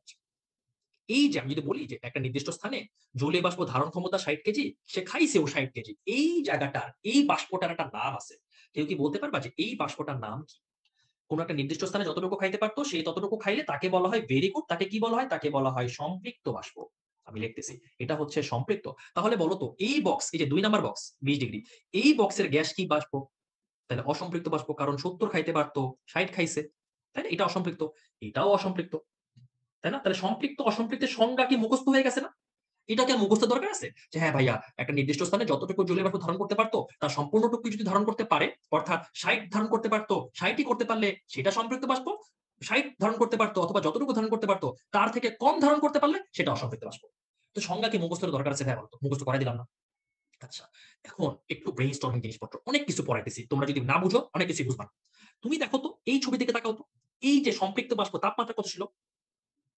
কত ছিল তাপমাত্রা? কেউ কথা বলতেছে না। আচ্ছা বলতেছো দেরি হচ্ছে। 10 ছিল। Very good. তুমি একটা জিনিস খেয়াল করছো? আমার ১ম বক্সটা ছিল অসম্পৃক্ত। আমি তাপমাত্রাটা কমাইলাম। তাও অসম্পৃক্ত। আমি তাপমাত্রাটা আরো কমাইলাম। তখন হইল সম্পৃক্ত। তাই না? তাহলে আমাকে একটা কথা বলো তো, আমি যদি তোমাকে কোয়েশ্চেন করি, আমি একটা অসম্পৃক্ত বাষ্পকে যদি সম্পৃক্ত বানাইতে চাই, তাহলে কি তাপমাত্রা কমাবো নাকি বাড়াবো? দেখি বুঝো কিনা। কি বললাম? আমি যদি অসম্পৃক্ত থেকে দেখো ছবির মধ্যেই দেয়া আছে ভাইয়া। এখানে ছিল ৩০, এখানে ১০। তাহলে অসম্পৃক্ত থেকে সম্পৃক্ত বানাইতে হলে তাপমাত্রা কি করতে হইছে? কমাইতে হইছে, সিম্পল কথা। খুব কঠিন কিছু। একদম মানে ক্রিস্টাল ক্লিয়ার না? ম্যাথের মতো মিলতেছে না? বলো তো। তাহলে আমারে বলো তো, আবার আমরা জানি যে তাপমাত্রার সাথে আয়তনের সম্পর্কটা সমানুপাতিক। তাহলে কি আমি বলতে পারি যে তাপমাত্রা কমাইলে অসম্পৃক্ত সম্পৃক্ত হয়? আমি কি এটাও বলতে পারি না যে আয়তন কমাইলেও অসম্পৃক্ত সম্পৃক্ত হয়? যেহেতু আয়তন তাপমাত্রা সমানুপাতিক। বলা যায় কিনা বলো তো? জিনিসটা কি বুঝো? বলতে পারি। তাহলে বুদ্ধি করে বলো তো, আমি যদি জিনিসটাকে উল্টা করে চিন্তা করি। আচ্ছা ধরো কোন একটা জায়গায় সম্পৃক্ত বাষ্প আছে। এখন সম্পৃক্ত বাষ্প থেকে আমি যদি অসম্পৃক্ত বানাইতে চাই, সম্পৃক্ত থেকে যদি অসম্পৃক্ত বানাইতে চাই, তাপমাত্রা কি করব? দেখো তো এখানে ১০ ছিল, এখানে কত? তাহলে কি বাড়াইতে হবে? আয়তনও বাড়াইতেই হবে। T বাড়াবো বা B বাড়াবো। তুমি কি জিনিসটা বুঝতে পারতেছো? এই জিনিসটা যদি বুঝো তোমার এই টাকার কখনো যে ভুল হবে না। এটা কি বুঝো? তাহলে এই কনসেপ্ট যদি ক্লিয়ার হয় এটাকে আর মুখস্থ করার কোনো প্রয়োজন আছে ভাই বলো তো? তুমি যদি এই বক্সগুলা বুঝো। তাহলে আমি যদি সম্পৃক্ত থেকে অসম্পৃক্ত করতে চাই তাপমাত্রা বাড়াবো, অসম্পৃক্ত থেকে সম্পৃক্ত করতে চাইলে তাপমাত্রা কমাবো। উল্টা একটা। তাই না? মজা হয়ে গেল। আমাদের কিন্তু অনেকটুকু পড়া শেষ। আমি এখন বইয়ের সাথে মিলাই দেব খালি। হ্যাঁ? তো এতটুকু বুঝা গেছে আমি তাহলে আগাই দেখো। তো পরের পেজে আমাদের এই যে বইয়ের পেজে দেখো সম্পৃক্ত এবং অসম্পৃক্ত বাষ্পচাপের সংজ্ঞা দেয়া আছে। আমরা এখানে সংজ্ঞা দেয়া আছে। একটা কথা আমাকে বলো এখন ঠান্ডা মাথায়। আগের পেজে আসি। ধরো তো ভাইয়া এখানে ৬০ কেজি ছিল। ৬০ কেজিই ধারণ করতে পারত। তাহলে আমাকে এখন বলো তো আল্টিমেটলি এখানে ৬০ কেজি নিতে পারত। ৬০ কেজিই আছে। এই ৩ টা বক্সের মধ্যে কোন বক্সের বাষ্পচাপ সর্বোচ্চ হবে? আমি এটার নাম্বার দিলাম ১, এটার নাম্বার দিলাম ২, এটার নাম্বার দিলাম ৩। কোন বাক্সের মধ্যে মানে বাষ্পচাপটা সর্বোচ্চ হবে? ডেফিনিটলি ৩ নাম্বার বাক্সে। কেন সর্বোচ্চ হবে? কারণ এখানে সর্বোচ্চ পরিমাণ বাষ্প আছে। সর্বোচ্চ পরিমাণ বাষ্প দেখে আমাদের বাষ্প চাপটাও সর্বোচ্চ। এইচএসসি তে প্রশ্ন আসতে পারে যে সম্পৃক্ত বাষ্প চাপ সর্বোচ্চ চাপ প্রয়োগ করে। এর ব্যাখ্যাটা কি? ব্যাখ্যাটা এইটাই। যেহেতু সম্পৃক্ত মানেই সবটুকু জায়গাটাই বাষ্প দ্বারা সম্পূর্ণ মানে কমপ্লিট, সেজন্য আল্টিমেটলি এই বাষ্প সর্বোচ্চ চাপ দেয়। যেমন দেখো তোমাদের সম্পৃক্ত সংজ্ঞার মধ্যে দেয়া আছে। এই দেখো যে আবদ্ধ স্থানের বাষ্প সর্বাধিক যে চাপ দেয় সেটাই সম্পৃক্ত বাষ্প। কেন সর্বাধিক চাপ দেয়? কারণ আমাদের সব পরিমাণ নিয়ে আছে। এর বেশি নেয়া সম্ভব না। তাহলে আমরা এখান থেকে সম্পৃক্ত অসম্পৃক্তের সংজ্ঞা পড়ে ফেললাম। সম্পৃক্ত অসম্পৃক্তের সংজ্ঞা তোমাদের এইচএসসির ১ নাম্বার প্রশ্নের জন্য ইম্পোর্টেন্ট। খুব একটা কঠিন কিছু না। এগুলো এমনি পড়া হয়ে গেছে আমাদের। আমি পড়াই ফেলছি। আমি এখন দাগাই দিচ্ছি খালি কি পড়তে হবে। হুম? আচ্ছা, এই জায়গাটা খেয়াল করো যে বর্ষাকালের তুলনায় যে জলীয় বাষ্প পরিমাণ বেশি থাকে তাই বাষ্পায়ন কম হয়। এটা তোমাদের সিকিউর জন্য আসতে পারে ২ নাম্বার প্রশ্ন, অনুধাবনমূলক প্রশ্ন। আচ্ছা, আমাকে একটা কথা বলো। আমি আবার একটা বক্সে চলে যাই। আচ্ছা, এখানে একটা বক্স আঁকি। তোমাদের জন্য ভালো হবে তাইলে। আচ্ছা বলো, ধরো এই একটা বক্স। ধরো এটা হইতেছে আমাদের বর্ষাকাল ধরো। বর্ষাকাল। আমরা কি জানি? বর্ষাকালে বায়ুর মধ্যে জলীয় বাষ্পের পরিমাণ বেশি থাকে না? যে বর্ষাকালে অনেক পানিগুলা গ্যাসে পরিণত হয়, বায়ুমণ্ডলে জলীয় বাষ্প অনেক বেশি না? ধরো এটা একটা বায়ুমণ্ডল। এখানে ধারণ ক্ষমতা ৬০ কেজি। ধরো কথার কথা। কিন্তু অলরেডি বায়ুমণ্ডলে জলীয় বাষ্প আছে ৫৯ কেজি। তুমি কাপড় শুকাইতে দিছো। ধরো এটা কাপড়। কাপড় থেকে কাপড়ের মধ্যে পানি আছে ৫ কেজি। তো এইটা বাষ্পায়ন প্রক্রিয়ায় শুকাইতে হইলে বায়ুমণ্ডলে কি অতটুকু জায়গা থাকা লাগবে না? বলো তো? তাহলে এখন বায়ুমণ্ডলে যদি অলরেডি জলীয় বাষ্প দিয়ে কমপ্লিট থাকে বা নিয়ারলি বেশি পরিমাণ থাকে, তাহলে কি এই কাপড়টা শুকাইতে পারবে? বলো তো? এই কাপড়টা কি শুকানো সম্ভব? পারবে না, কারণ জায়গাই তো নাই। এইজন্যই যদি বর্ষাকালে যেহেতু জলীয় বাষ্পের পরিমাণ বেশি থাকে, সেহেতু বাষ্পায়নটা হয় না বা বাষ্পায়নটা কম হয়। এটাই এখানে বলছে। এই প্রশ্নটাও কিন্তু আল্টিমেটলি তোমাদের সিকিউর প্রশ্ন। তোমাদেরকে অনেকগুলা কনসেপ্ট ক্লিয়ার হইতেছে কিনা আমাকে একটু বলো তো ভাইয়া? আচ্ছা, ক্লিয়ার হলে তো ভালো। আমি একটু আগে পড়াইছিলাম। দেখি তোমাদের মনে আছে কিনা? বলো তো ঘনত্বের সাথে চাপের সম্পর্কটা কিরকম? পড়াই ফেলছি কিন্তু। ঘনত্বের সাথে চাপের সম্পর্কটা কিরকম? Very good. ভাই, ভাই সমানুপাতিক, ভাই, ভাই সমানুপাতিক। আবার তাপমাত্রার সম্পর্কটা হইতেছে ব্যস্তানুপাতিক। এটা আমরা এই যে ১০.১৯ যে আর্টিকেলটা আছে, এই আর্টিকেলের মধ্যে দেখো নিচের দিকেই দেয়া আছে। যে তাপমাত্রার সাথে ব্যস্তানুপাতিক আর চাপের সাথে সমানুপাতিক। পড়া হয়ে গেছে। এখানে আর পড়ার দরকার নাই। এর পরবর্তীতে সম্পৃক্ত বাষ্প তাপমাত্রা সম্পর্ক, এখানেও কিছু পড়ার নাই। এটা দরকার নাই। জাস্ট পরের আর্টিকেলটা ইম্পোর্টেন্ট। হ্যাঁ? সম্পৃক্ত বাষ্পচাপের বৈশিষ্ট্য, অসম্পৃক্ত বাষ্পচাপের বৈশিষ্ট্য মনে রাখবা। এটা এইচএসসির জন্য ইম্পোর্টেন্ট। পার্থক্য আসে। সম্পৃক্ত অসম্পৃক্তের পার্থক্য লেখো। আরেকটা জিনিস ইম্পোর্টেন্ট। আমাকে একটা কথা বলো, আমরা মেডিকেল ক্লাস করতেছি অনেকদিন। আচ্ছা, যদি এক পাশে হ্যাঁ থাকে, আরেক পাশে না থাকে, আমরা কি ২ পাশকেই মুখস্থ করি নাকি যেকোনো এক পাশকে মুখস্থ করি? বলো তো? আমরা কি ২ পাশকে মুখস্থ করি নাকি যেকোনো এক পাশকে মুখস্থ করি? যেকোনো এক পাশকে মুখস্থ করি। যেহেতু আমি তোমাকে সম্পৃক্ত বাষ্পচাপ পুরাপুরি বুঝাই ফালাইছি। আমি তাহলে তোমাকে এই জিনিসগুলো একটু বুঝাইয়া দিব এবং একটা শর্টকাটও দিব। শর্টকাটটা আমি আগে লিখে ফেলি, পরে বুঝাবো। আমরা সম্পৃক্তটা শিখবো, অসম্পৃক্ত আমরা শিখবো না, হ্যাঁ? তো সম্পৃক্তের পাশে তোমরা বইয়ে লিখে ফেলবা। আমি যেমন লিখতেছি। লিখে ফেলবা আবদ্ধ। আবদ্ধ দিয়ে কমা দিবা একটা। একটা বাড়ার সাইন দিবা। বাড়ার সাইন দিয়ে লিখবা আতা। আবদ্ধ আতা। আরেকটা বাড়ার সাইন দিয়ে লিখবা হইতেছে আবদ্ধ আতা। লেখার পরে আরেকটা বাড়ার সাইন দিয়ে লিখবা হচ্ছে আবদ্ধ আতা না। আবদ্ধ আতা না। এই লাইনটা ব্যাখ্যা আমি পরে দিচ্ছি। আমাকে একটা কথা বলো। আমি একটু আগে পড়ছিলাম। বক্সটা আমি আবারও আঁকি। এটা ছিল সম্পৃক্ত বাষ্প। ৬০ খাইছে, ৬০ খাইতে পারতো, তাপমাত্রা ১০ ডিগ্রি সেলসিয়াস। আচ্ছা বলো তো, আমি যদি অসম্পৃক্ত বানাইতে চাই, অর্থাৎ এটা তো ৬০ থাকবেই। তাহলে অসম্পৃক্ত বানাইতে হলে ক্যাপাসিটিটা বাড়াইতে হবে না? তাহলে ধরো এটা যদি আমি ৮০ বানাইতে চাই, তাপমাত্রা কি বাড়াবো না কমাবো? তাপমাত্রা বাড়াবো না কমাবো? বলো তো, পড়ায় ফেলছি কিন্তু। সম্পৃক্ত থেকে অসম্পৃক্ত করতে তাপমাত্রা বাড়াবো। Very good. কারণ আমাকে ক্যাপাসিটি বাড়াইতে হবে। ধরলাম ২০ ডিগ্রি। তাহলে তাপমাত্রাও বাড়াবো, আবার আয়তনটাও বাড়াবো, তাই না? তার মানে সম্পৃক্ত বাষ্প থেকে অসম্পৃক্ত বানাইতে চাইলে কি, কি বাড়াইতে হবে? বলো তো কি, কি বাড়াইতে হবে? ২ টা জিনিস বাড়াইতে হবে। কি, কি? একটা তাপমাত্রা, আরেকটা হইতেছে আয়তন। দেখো এই যে আমি এখানে আতা লিখছি না? আতা মানে কি জানো? আতে হচ্ছে আয়তন, তাতে হচ্ছে তাপমাত্রা। আতে হচ্ছে আয়তন, তাতে হচ্ছে তাপমাত্রা। আতে আয়তন, তাতে তাপমাত্রা। আমি বাড়ার সাইন দিছি না? এই বাড়ার সাইন মানে কি জানো? বাড়ার সাইন মানে হচ্ছে বাড়াবো। যদি আতাকে আমি বাড়াই দেই, আতাকে যদি আমি বাড়াই দেই, তাহলে তুমি যেইটা শিখতেছো এইটা অপরটাই পরিণত হবে। এটার ব্যাখ্যা হচ্ছে এইটা। তুমি কোনটা শিখতেছো? সম্পৃক্তটা শিখতেছো না? তার মানে আতা বাড়াইলে সম্পৃক্তটা অপরটা হয়ে যাবে। এর মানে আতা। কথা বোঝা গেছে? আচ্ছা, ১ম শব্দ আমি লিখছি আবদ্ধ। তুমি দেখো তো সম্পৃক্তের ১ম পয়েন্টটা খেয়াল করো। আবদ্ধ স্থান লেখা আছে।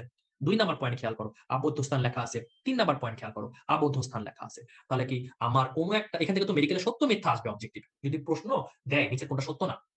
কোন একটা বৈশিষ্ট্যের মধ্যে যদি আবদ্ধ শব্দটা থাকে, এটা কোন বাষ্পের বৈশিষ্ট্য বলো তো? আবদ্ধ থাকলে কোন বাষ্পের বৈশিষ্ট্য? সম্পৃক্তের বৈশিষ্ট্য। তার মানে সম্পৃক্ত বাষ্প শুধুমাত্র আবদ্ধ স্থানেই তৈরি হইতে পারে। শুধুমাত্র আবদ্ধ স্থানে তৈরি হতে পারে, কিন্তু অসম্পৃক্ত বাষ্প আবদ্ধ হইতেও হইতে পারে, খোলা তো হইতে পারে। আমরা অসম্পৃক্ত শিখবো না। তার মানে আবদ্ধ। আমাকে একটা কথা বলো তো, এই যে আবদ্ধ স্থান, এই যে সর্বাধিক চাপ প্রয়োগ করে সম্পৃক্ত, এগুলো পড়ে ফেলছো অলরেডি, তাই না? পড়া হয়ে গেছে। একটা কথা বলো তো, যদি আবদ্ধ স্থান হয়, আচ্ছা এই যে না যে লিখলাম, না মানে কি? আমাকে একটা কথা বলো। তুমি ধরে নাও তোমরা হইতেছো সবাই আ সম্পৃক্ত বাষ্প। নিজেকে সম্পৃক্ত বাষ্প মনে করো। আর তুমি যদি সম্পৃক্ত বাষ্প হও, আমাকে বলো, তুমি কি তোমার বাপ-মার কথা সব শুনো? বলো তো। তো হ্যাঁ বা না ভাই আমি শুনি না। আমাকে বলো, তুমি সম্পৃক্ত বাষ্প, তুমি তোমার বাপ-মার কথাই শুনো না। তুমি কি বয়েল চার্লস এর কথা শুনবা? তুমি কি বয়েল চার্লস এর কথা শুনবা? না। এই ৪ নাম্বার পয়েন্টে দেখো লেখা আছে সম্পৃক্ত বাষ্প। বয়েল বা চার্লস এর সূত্র মানে না, এই যে এই না মানে এই না। দুঃখিত চলে গেছে। যারা লিখতে পারো নাই আমি আবারও লিখে দিচ্ছি। আবদ্ধ, আতা, না। কথা বুঝছো? তাহলে আবদ্ধ, আবদ্ধ, আবদ্ধ। আবদ্ধ। কথা বুঝলেন? আর তুমি না মানে কি? বয়েল চার্লস সূত্র মানে না। বয়েল চার্লস সূত্র কেন মানে না জানো? তুমি খেয়াল করো তো, সম্পৃক্ত বাষ্প কোন স্থানে হয়? আবদ্ধ স্থানে হয় না। আচ্ছা, আমরা বয়েল চার্লস থেকে কি জানি? যে P proportional to 1/V, আবার V proportional to T। তো আমি কি দেখতে পারি যে তাপমাত্রা বা চাপের সাথে আয়তনের পরিবর্তন দেখানো হইছে না বয়েল বা চার্লসের সূত্রে? তাহলে আমার আবদ্ধ স্থান যদি হয়, তাহলে কি আয়তন কনস্ট্যান্ট না?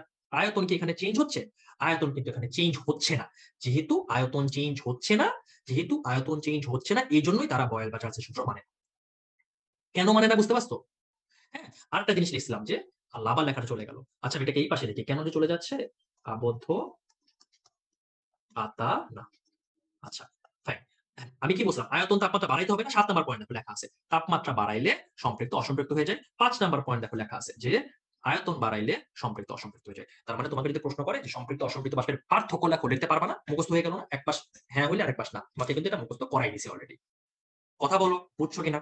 তাহলে হয়ে গেল। আমরা এখন পরের পেজে আসবো। দেখো এই চার্ট থেকে মেডিকেলে কোটি, কোটি বার প্রশ্ন আসছে। গত বছরও আসছে। তো এই চার্টটা তোমাদের এইচএসসি এর জন্য লাগবে না, বাট মেডিকেলের জন্য লাগবে। তো আমি কি তোমাকে এটা এখন শিখাবো নাকি পরে শিখাবো? তোমার কি মনে হয় শেখানো উচিত কিনা? তুমি যদি এখন বলো না ভাই শিখাবো না, আমি তাও শিখাবো। ঠিক আছে? দেখো, এই এটা কিসের ছক? মেডিকেলে ফিজিক্সের জন্য কোটি, কোটি ছক আছে। সবগুলা ছক শিখতে হবে না। যেগুলো শিখতে হবে আমরা ক্লাসে বলে দিব। আমি এই ছকটা তোমাকে এখন একটা মুখস্থ করার চমৎকার টেকনিক শিখাই দিব। কখনো ভুল হবে না। কারণ এখান থেকে প্রশ্ন আসে। আগে দেখো ছকে কি আছে? ছকের মধ্যে আছে তাপমাত্রা, চাপ। একটা তাপমাত্রার জন্য চাপ কত? আরেকটা তাপমাত্রা, আরেকটা চাপ। আচ্ছা, একজন বলতেছে যে ভাইয়া ২ মিনিট ব্রেক দিলে ভালো হয়। হ্যাঁ, ব্রেক দিলে না কনসেন্ট্রেশন ব্রেক হয়ে যাবে। আচ্ছা, এই ছকটা পড়ানোর পরে ব্রেক দিব। হ্যাঁ, এই ছকটা পড়ি তারপরে ব্রেক দিব। হ্যাঁ, নসীন ঠিক আছে? আচ্ছা, তুমি অনেকে মনে করতে পারে ভাইয়া একটা তাপমাত্রার জন্য মনে হয় ৪ টা মান দেয়া আছে। এরকম না। একটা তাপমাত্রার জন্য একটাই মান দেয়া আছে। ঠিক আছে? তুমি একটা জিনিস খেয়াল করো তো, তাপমাত্রাগুলা কি সব জোড় সংখ্যা না? দেখো তো। এখন কিন্তু কথা না বললে আমার পড়া আগাবে না। তাপমাত্রাগুলা কি জোড় সংখ্যা না? আচ্ছা তোমরা কি ক্লাস করতে, করতে মানে একেবারেই বিরক্ত? মানে আমি কি খুব বোরিং ক্লাস নিতেছি তোমাদেরকে? তোমার কি ভালো লাগতেছে না ক্লাস করতে? আমি জানি না আসলে। বুঝতে পারতেছি না। যাই হোক সমস্যা নাই। It's okay. প্রবলেম থাকলে আমি তাড়াতাড়ি শেষ করে দিব। প্রবলেম নাই। আচ্ছা, ফাইন। দেখো, তাপমাত্রাগুলো সব হইতেছে জোড় সংখ্যা। তুমি দেখো তো 0 থেকে শুরু করে ৪০ পর্যন্ত। সবগুলা 0 থেকে শুরু করে ৪০ পর্যন্ত সবগুলাই কি আমাদের তাপমাত্রার ক্ষেত্রে ২ করে বাড়ছে না? দেখো তো 0, 2, 4, 6, 8, 10 ৪০ পর্যন্ত ২ করে বাড়ছে কিন্তু পরে আর ২ করে বাড়ে নাই। তো পরেরগুলো আমি পরে শিখব। আমি ১ম এ কি বললাম? তাপমাত্রাগুলা জোড় সংখ্যা এবং 0 থেকে ৪০ পর্যন্ত ২ করে বাড়ছে। এটা কিন্তু মাথায় ঢুকায় নাও। কেন জোড় সংখ্যা বললাম? কারণ তোমাকে কি পরীক্ষায় বেজোড় সংখ্যা জানতে দিবে? যে ভাইয়া বলো তো ১ ডিগ্রির মান কত? দিবে না। তাই না? ৩ ডিগ্রি দিবে না। এখন তুমি দেখো, ছকের প্রশ্নের রুল হইতেছে একটা ছক থেকে যখন প্রশ্ন করবে প্রত্যেকটা অপশন ওই ছক থেকে দিবে। অর্থাৎ তোমাকে যদি প্রশ্ন করে 0 ডিগ্রির জন্য বাষ্প চাপের মান কত? তো অপশন 4.5 এর তো থাকবেই। বাকি অপশনগুলা কখনোই এমন দিবে না যে আল্টিমেটলি 4.58, 4.59, 4.5510, 4.511 এরকম কখনোই দেবে না। এই ছক থেকে অপশনগুলো দিবে। এক জায়গায় দিবে ৪, এক জায়গায় ৫, ৭, ৮। তুমি দেখো তো এই ছকে ৪ কয়বার আছে? ৪ কি একবারই আছে না? ৪ একবারই আছে না? তাহলে 0 এর জন্য মান ৪। আমার কি এটা শেখার কোনো প্রয়োজন আছে যে ৪ দশমিক কত দেয়া আছে? এটা শেখার কোনো প্রয়োজন আছে? আমি খালি ৪ শিখলেই হয়ে যায় না ভাই বলো তো? কারণ আমরা তো দেখতেই পারতেছি যে একবারই আছে ৪। কথা বুঝো কিন্তু। তাহলে আমরা খালি দশমিক শিখব না। আমরা জাস্ট মূল মানটা শিখব ৪। এখন আমি নাম্বারগুলো একটু লিখি। ১ম কোয়েশ্চেন, আমাকে বলো একটা ছন্দ মুখস্থ করতে হবে ছকের জন্য। ছন্দটা হইতেছে আমি নিচে লিখতেছি ৮ ৪ ৪ ২ ২ ১। ছন্দটা হইতেছে ৮ ৪ ৪ ২ ২ ১। ছন্দটা যাদের মুখস্থ হবে না তাকে আমি মুখস্থ করার সিস্টেমটা বলে দিই। তুমি দেখো তো ৮, ৮ কে ২ দিয়ে ভাগ করলে কত হয়? ৪ হয় না। ৪ কে ২ দিয়ে ভাগ করলে কত হয়? ২ হয় না। ২ কে ২ দিয়ে ভাগ করলে ১ হয়। তাহলে ছন্দটা বলে ফেলো কি, কি? ৮ ৪ ৪ ২ ২ ১। এবং আমি বলছিলাম আমাদের তাপমাত্রাগুলা জোড় সংখ্যা এবং 0 থেকে ৪০ পর্যন্ত ২ করে বাড়ছে। তাই না? 0, 2, 4, 6, 8, 10, 12, 14, তাই না? তারপরে কত? 16, 18, 20, 22, 24, 28, 30, 31, 31 তো না, সরি, 2 করে বাসে ভুল লিখছি, 32, হ্যাঁ? এখানে হবে 34, 36, 38, 40, কোন এক জায়গায় মিস গেছে মনে হয়, না? 26 লিখি নাই আমি, দুঃখিত। 26 টা বাদ গেছে, তোমাকে বললাম না যে 26 লিখি নাই। তোমাদের উপর আমি রাগ করছি অনেক যে তুমি বলো নাই। খুব মন খারাপ লাগলো যে তোমরা আসলে ক্লাসে মনোযোগী না। এটা ঠিক না। এটা হইতেই পারে না যে তোমরা আমরা বললা না। খুবই কষ্ট পাইছি। এই মজা করতেছি, আবার কেউ সিরিয়াসলি নিও না। 26, 28, 30, হ্যাঁ? 32, 34, 36, 38, 40। তুমি খেয়াল করো, ঠান্ডা মাথায় চিন্তা করো। তোমার কাছে প্রথমবার দেখতে অনেক কঠিন লাগবে, বাট এটা একবার ইজি। বাসায় গিয়ে শিখা লাগবে না। আমাকে বলো তো, আমি জানি প্রত্যেকটা জোড় সংখ্যা এবং 0 থেকে 40 পর্যন্ত 2 করে পারছি। এতটুকু আমি জানি। এবং আমি একটা ছন্দ শিখছি। ছন্দটা কি? 8, 4, 4, 2, 2, 1। আমাকে বলো তো ছন্দের প্রথম সংখ্যাটা কত? সবাই বলো তো ছন্দের প্রথম সংখ্যাটা কত? ছন্দের প্রথম সংখ্যাটা কত? তাড়াতাড়ি বলো। 8। আমি প্রথম কাজ হচ্ছে আমি এই ছন্দটা দিয়ে প্রত্যেকটা তাপমাত্রাকে ছোট, ছোট কয়েকটা গ্রুপে ভাগ করব। কেন গ্রুপে ভাগ করব? কারণ ওই গ্রুপগুলোর মধ্যে একটা মিল আছে। মিলটা কি একটু পরে বলব। আমার প্রথম কাজ গ্রুপিং করা। তো গ্রুপিং কেমনে করব? গ্রুপিং করব ছন্দ দিয়ে। দেখো তো ছন্দের প্রথম সংখ্যাটা কত? 8। এর মানে আমি প্রথম 8 টা সংখ্যাকে একটা গ্রুপে নিব। দেখো তো 8 টাকে নিছি কিনা? 1, 2, 3, 4, 5, 6, 7, 8। 8 টা সংখ্যাকে এক গ্রুপে নিয়ে নিছি। প্রথম 8 টা সংখ্যা নিয়ে ফেললাম। তাহলে বুদ্ধি করে বলো তো পরের কয়টা সংখ্যাকে নিব? 8 এর পরে কত আসছিল? 8, তারপরে কত? তাড়াতাড়ি বলো, কেউ বলে না। 8 এর পরে 4 টাকে নিব। দেখো 8, 4, তারপরে কত? আবারও 4, 8, 4, 4, তারপরে কত? 2, 2, 1। দেখো তো ছন্দের সাথে আমার নাম্বারিংটা খাপে খাপ মিলে গেছে। ছন্দের সাথে নাম্বারিংটা খাপে খাপ মিলে গেছে না ভাই, বলো তো? দেখছো মিলে গেছে কিন্তু। চলো তো দেখি এখন কয়টা গ্রুপ হয়, নাম্বারিং করি। একটা গ্রুপ, 2টা গ্রুপ, 3টা গ্রুপ, 4টা গ্রুপ, 5টা গ্রুপ, 6টা গ্রুপ। যেহেতু আমরা ভালো মানুষ, আমরা একটা করে প্লাস সাইন দিব আগে। আচ্ছা, আমি যে গ্রুপিং করলাম, কিভাবে গ্রুপিং করলাম, এতটুকু বুঝতে কি কারো কোনো সমস্যা আছে কিনা বলো তো? এতটুকু বুঝছো সবাই? 8, 4, 4, 2, 2, 1। আমি জানি সবগুলা জোড় সংখ্যা এবং 40 পর্যন্ত 2 করে বাড়ছে। তার মানে আমি আগে থেকেই জানি সংখ্যাগুলা কি। এখন জাস্ট 8, 4, 4, 2, 2, 1 দিয়ে গ্রুপিং করে ফেলবো। তুমি বই দেখেই বলো তো 0 এর জন্য মান কত হবে? তুমি বই দেখেই বলো তো 0 এর জন্য মান কত হবে? দশমিক কথা বললে মাইক যে দিব, ভেরি গুড। 0 এর জন্য মান কত? 4 হবে।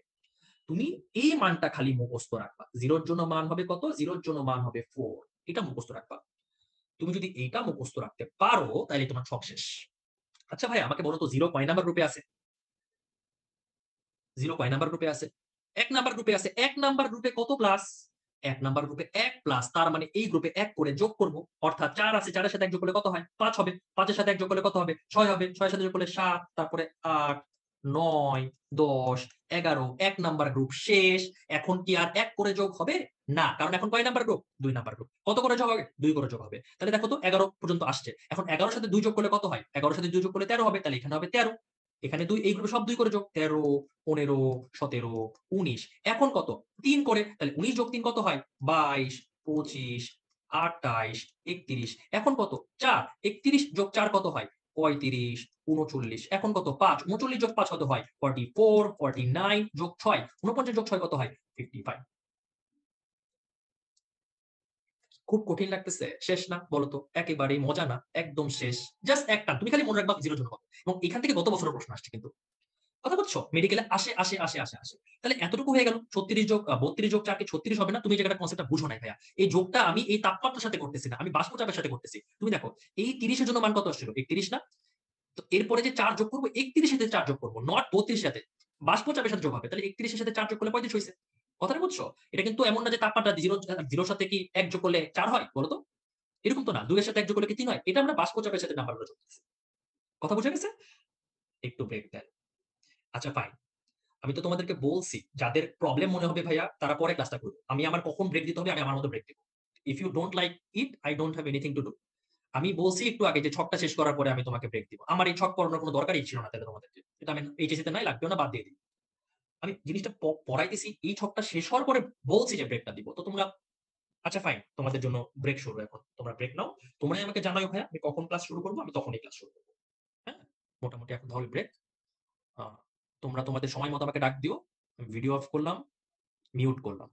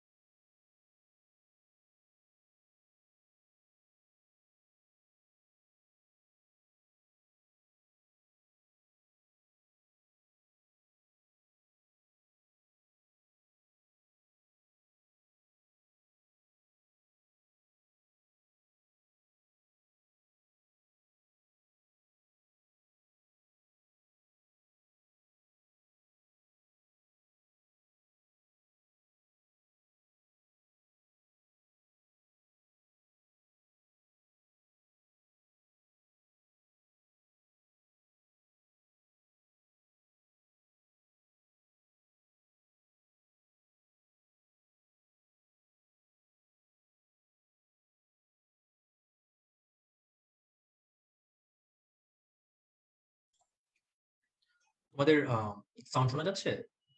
তোমাদের ব্রেক নেওয়া হয়েছে? খাওয়া দাওয়া করছো? ও কম সময় দিছি মনে হয় ব্রেকের তোমাদের, তাই না? আর একটু দিব? আমি কিছু কথা বলি, শোনো ভাইয়া, হ্যাঁ? তোমরা তো এখন অনেক ছোট মানুষ। জাস্ট কয়েকটা কথা বলি।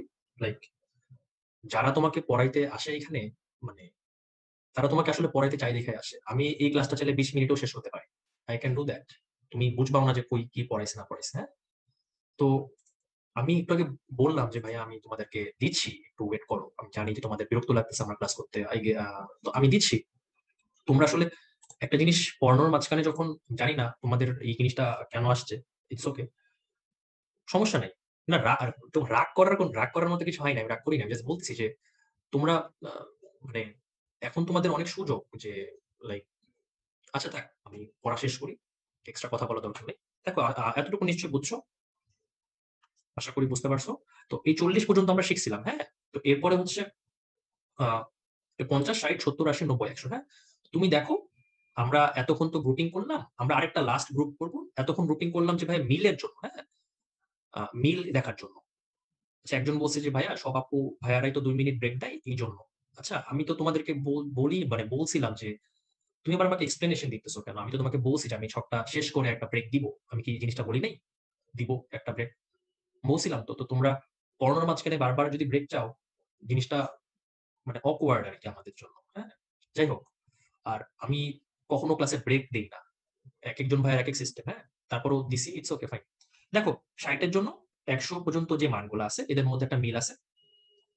মিলটা কি? মিলটা হচ্ছে 60 এর জন্য যে মান, 70 এর জন্য যে মান, 80 এর জন্য যে মান, 90 এর জন্য যে মান, এই মানগুলা প্রত্যেকটা কিন্তু 3 অঙ্ক বিশিষ্ট। তুমি কি খেয়াল করছো? প্রত্যেকটা যে 3 অঙ্ক বিশিষ্ট।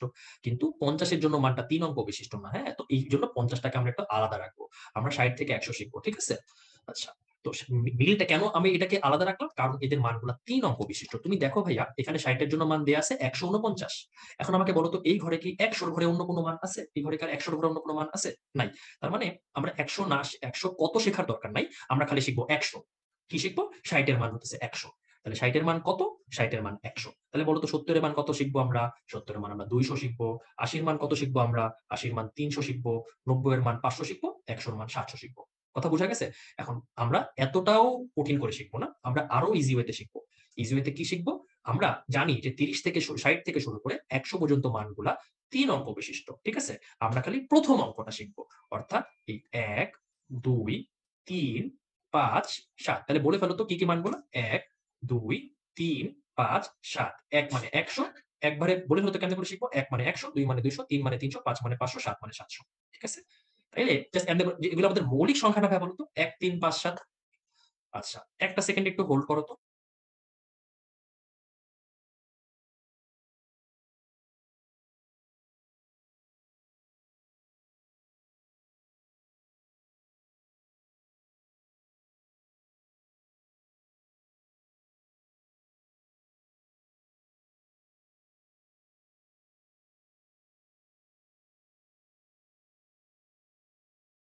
আচ্ছা, তাহলে ১, ৩, ১, ২, ৩, ৫, ৭। ঠিক আছে? তাহলে আমাকে বলো তো ভাই, একটু পরের পেজে আমি যাই। আমাকে বলো তো যে ৬০ এর মান কত? ৬০ এর মান কত? বলো তো। ৬০ এর মান কত? ১। ১ মানে কত? ১ মানে হচ্ছে, ১ মানে কত? আমি এখানে লিখি একটু। ৬০ এর মান হচ্ছে ১। ১ মানে হচ্ছে ১০০ আমরা শিখবো। আচ্ছা বলো তো, ৬০ এর মান যদি ১০০ হয়, তার আগেরটা ৫০ এর মান কি ১০০ র বেশি হবে না কম হবে? ৫০ এর মান কি ১০০ র বেশি কম হবে? তো ১০০ থেকে একটু কম মানে ৯০ এর ঘরে কিছু একটা, 92। দেখো, আমাদের এই ছকটা হয়ে গেছে। গত বছর মেডিকেল অ্যাডমিশন টেস্টে এখান থেকে প্রশ্ন আসছিল। এই যে এই প্রশ্নটা আসছিল, ১০০ র জন্য মানটা কত? আশা করি ছকটা বুঝতে পারছো। আমি খুবই দুঃখিত তোমাদেরকে বুঝাইতে না পারলে। বাট আ হোপফুলি এটা বুঝতে পারছো। এই ছকের পরে আমাদের শিশিরাঙ্ক টপিকটা আছে। এই শিশিরাঙ্ক থেকে গত বছর মেডিকেলে প্রশ্ন আসছে যে শিশিরাঙ্ক এক তাপমাত্রা। শিশিরাঙ্ক কি? শিশিরাঙ্ক একটা তাপমাত্রা। তো শিশিরাঙ্ক থেকে ডিটেইলড আমি তোমাকে বুঝায় ফেলছি অলরেডি ছবির উপরে। ছবি বক্স এঁকে দেখো যে হ্যাঁ, যে তাপমাত্রা কমতে থাকলে ধারণ ক্ষমতা কমে যায়। শিশিরাঙ্কের সংজ্ঞাটা কি? শিশিরাঙ্ক এত বলতে কি, 15 ডিগ্রি বলতে কি বুঝো? এগুলো আমরা অলরেডি পড়াই ফেলছি, হ্যাঁ? এগুলার দরকার নাই। আর্দ্রতা কি? পড়াই ফেলছি। পরম আর্দ্রতা কি? পড়াই ফেলছি। আপেক্ষিক আর্দ্রতা কি? পড়াই ফেলছি। ঠিক আছে? পড়াই ফেলছি। পড়ানো হয়ে গেছে। এখান থেকে তুমি দেখো নিচে একটা সূত্র আছে। আপেক্ষিক আদ্রতার একটা সূত্র আছে যে small f by capital F into 100। এখানে স্মল f মানে হইতেছে শিশিরাঙ্কে সম্পৃক্ত জলীয় বাষ্পের চাপ, আর ক্যাপিটাল F হইতেছে বায়ুর তাপমাত্রায় সম্পৃক্ত জলীয় বাষ্পের চাপ। ঠিক আছে? এক্সামে কি চার্টে সবগুলা মান প্রশ্নে লিখে অ্যান্সার করব? যেটা চাবে সেটাই তো দাগাইতে হবে। কথা বুঝছো? এখন এক্সামে তুমি এখন ১ম বার শিখতে একটু কষ্ট হবে। পরের বার যখন ২-৩ বার শিখবে অলরেডি মাথায় সেটই হয়ে যাবে এবং তোমার প্রশ্ন লেখার সময় থাকবে, হ্যাঁ? জায়গা থাকবে, টেনশন করার কিছু নাই। স্মল এফ হইতেছে শিশির আঁকবে আর ক্যাপিটাল এফ হইতেছে বায়ু তাপমাত্রা। ঠিক আছে? আচ্ছা ফাইন। আর বায়ু আর্দ্রতা ৬০% বলতে কি বুঝো? এটা আমাদের এইচএস এর জন্য ইম্পোর্টেন্ট। লাগাই দিলাম। আচ্ছা আপেক্ষিক আর্দ্রতা নির্ণয়ের গুরুত্ব লাগবে না। এটা আলতু-ফালতু জিনিস। এটা রিডিং মারতে পারো বাট কখনোই মেডিকেলে আসে নাই। পরেরটা যেটা আর্দ্রতা মেবি কয়েকটি বাস্তব ঘটনা। এখান থেকে এই পয়েন্ট গুলার ব্যাখ্যা তোমাদের সিকিউর জন্য লাগে। আর মেডিকেলের জন্য লাগে জাস্ট পয়েন্ট গুলা। পয়েন্ট গুলা। অর্থাৎ এই যে এই যেগুলা বোল্ড লাইন লাগানো আছে সত্য মিথ্যা আসতে পারে। এগুলো তোমরা সবই জানো। সবকিছু আপেক্ষিক আর্দ্রতার কারণে হয়। আপেক্ষিক আর্দ্রতা কম বেশি হওয়ার কারণে এগুলো হয়। এগুলো একবার রিডিং দিলেই বুঝবা। ঠিক আছে? আচ্ছা ফাইন। শিশিরাঙ্ক এবং আপেক্ষিক আর্দ্রতার মধ্যে সম্পর্ক পরের আর্টিকেল। এটা আমরা পড়ে ফেলছি। সূত্রটা কি? সূত্রটা দিছে small f by capital F into 100 হ্যাঁ? পড়ে ফেলছি। শিশিরাঙ্কের সম্পৃক্ত বাষ্পচাপ আর বড় হাতের ফেলতেছি বায়ু তাপমাত্রার বাষ্পচাপ। এই সূত্রের ম্যাথ এইচএসসি সিকিউ তে আসবে। ঠিক আছে? আচ্ছা ফাইন। আমি একটু পরে তোমাকে যখন ম্যাথ করাবো দেখবা। শিশিরাঙ্ক এবং আপেক্ষিক আর্দ্রতা নির্ণয়। আপেক্ষিক আর্দ্রতা নির্ণয় যন্ত্রের নাম হইতেছে হাইগ্রোমিটার এবং হাইগ্রোমিটারকে ৪ টা শ্রেণীতে ভাগ করা হয়। ৪ টা শ্রেণীর নাম কি, কি? একটা হইতেছে সিক্ত শুষ্ক, রাসায়নিক, কেশ আর একটা হইতেছে তোমার এখানে দেখো লেখা আছে সুন্দর মতো বইয়ের মধ্যে যে আমাদের সিক্ত শুষ্ক, শিশিরাঙ্ক, রাসায়নিক আর কেশ। মেডিকেলের প্রশ্ন আসতে পারে নিচের কোনটা আর্দ্রতা মাপক যন্ত্রের নাম নাই। এবং আমরা জানি যে হাইগ্রোমিটারে ২ টা থার্মোমিটার থাকে, তাই না? একটা আর্দ্র আর একটা শুষ্ক। ২ টা থার্মোমিটারের এই দেখো ২ টা চুলের মধ্যে ব্যবহারিত আমরা শিখবো না? এই থার্মোমিটারের ২ টা তাপমাত্রার পার্থক্য থেকে আমরা আবহাওয়াটা চিন্তা করি, তাই না? এই থার্মোমিটারের মাধ্যমে তাপমাত্রার পার্থক্যের একটা সূত্র আছে গ্লেইসারের সমীকরণ অনুযায়ী। সূত্রটা হচ্ছে T1 = T plus G into T1 minus T2। এই সূত্রটা মনে রাখবা, যদিও খুব একটা ইম্পর্টেন্ট না মেডিকেলের জন্য, বাট এইচএস এর জন্য ম্যাথ আসতে পারে। এখানে T1 মানে কোনটা, T মানে কোনটা, হ্যাঁ? তো এগুলা মনে রাখতে হবে। এখানে একটা তাপমাত্রা হইতেছে বায়ুর তাপমাত্রা, একটা তাপমাত্রা হইতেছে শুষ্ক বাল্ব, একটা তাপমাত্রা হইতেছে আমাদের আর্দ্র বাল্ব। তো মানগুলা দিয়ে দিবে, ডিরেক্টলি বের করতে হবে। কঠিন কিছু না। বাট আমাদের মেইনলি ইম্পর্টেন্ট হচ্ছে ভাই এই সূত্রটা। এটার ম্যাথ এইচএসসি তে দিবে। তো আমি একটু পরে দেখাবো। তার আগে লাস্ট পেজে চলে আসছি আমরা ভাই একটু। তো এই দেখো শুষ্ক আর্দ্র থার্মোমিটারের দুটা থার্মোমিটার আছে। ২ টা থার্মোমিটারের পাঠের পার্থক্য থেকে আমরা আবহাওয়াটা চিন্তা করব। তুমি দেখো ২ নাম্বার পয়েন্টে দেয়া আছে যে পার্থক্য যদি আ কি বলবো খুব বেশি হয় তাহলে আবহাওয়াটা কিরকম হবে? শুষ্ক হবে দেখো লেখা আছে। এটাকে কেমনে করে মনে রাখবা? পাশে লিখে রাখবা বেশি। পাশে লিখে রাখবা বেশি। বেশি মানে কি? বেতে বেশি, শতে শুষ্ক। বেতে বেশি, শতে শুষ্ক। তাহলে বলো তো বেশিটা মনে থাকবে না আমার ভাইয়া বলো তো? বেশি মানে শুষ্ক। আচ্ছা বেশি যদি শুষ্ক হয়, বেশি মানে যদি শুষ্ক হয়, তাহলে বুদ্ধি করে বলো তো বেশি যদি শুষ্ক হয়, তাহলে কম কি হবে? পার্থক্য কম হইলে কি হবে? ভেরি গুড আর্দ্র হবে। তাহলে পার্থক্য কম হইলে অ্যান্সার হবে কি? আর্দ্র। কম হইলে হবে আর্দ্র বা সিক্ত যেটাই বলো। আচ্ছা এখন পরের ২ টা পয়েন্ট। ধীরে কমলে কি হবে? হঠাৎ কমলে কি হবে? আচ্ছা আমাকে একটা কথা বলো তো হঠাৎ করে কমলে কি হয়? মানে হঠাৎ করে আসলে হয়টা কি? ঝড় আর বৃষ্টির মধ্যে হঠাৎ করে কোনটা হয়? আমরা দেখি না যে হঠাৎ করে একটা দমকা হাওয়া বইলো, তারপর টপ করে বৃষ্টি পড়ল, তাই না? এখন আমাকে একজন ক্লাসে বলছিল যে, "না ভাইয়া আমি নিজের চোখে দেখছি আগে বৃষ্টি হইছে। তারপরে ঝড় হইছে।" আবার আরেকজন বলছে, "ভাইয়া আমি ছোটবেলায় একটা বাংলা সিনেমা দেখছিলাম। বাংলা সিনেমাটার নাম ছিল 'হঠাৎ বৃষ্টি।' তোমরা কেউ দেখছো কিনা জানি না। তো যেহেতু বাংলা সিনেমার নাম 'হঠাৎ বৃষ্টি' এইজন্য আমি হঠাৎ করে কমলে বৃষ্টি দাগায় দিয়ে আসছিলাম পরীক্ষাতে। কিন্তু মনে রাখবা আমরা ছোটবেলায় যে সিনেমা দেখছি সিনেমাটার নাম ভুল ছিল। সিনেমাটার নাম হওয়া উচিত ছিল 'হঠাৎ ঝড়।' তাহলে পাশে লিখে রাখবা 'হঠাৎ ঝড়।' তাহলে হঠাৎ করে কমলে কি হবে? হঠাৎ করে কমলে হবে ঝড়।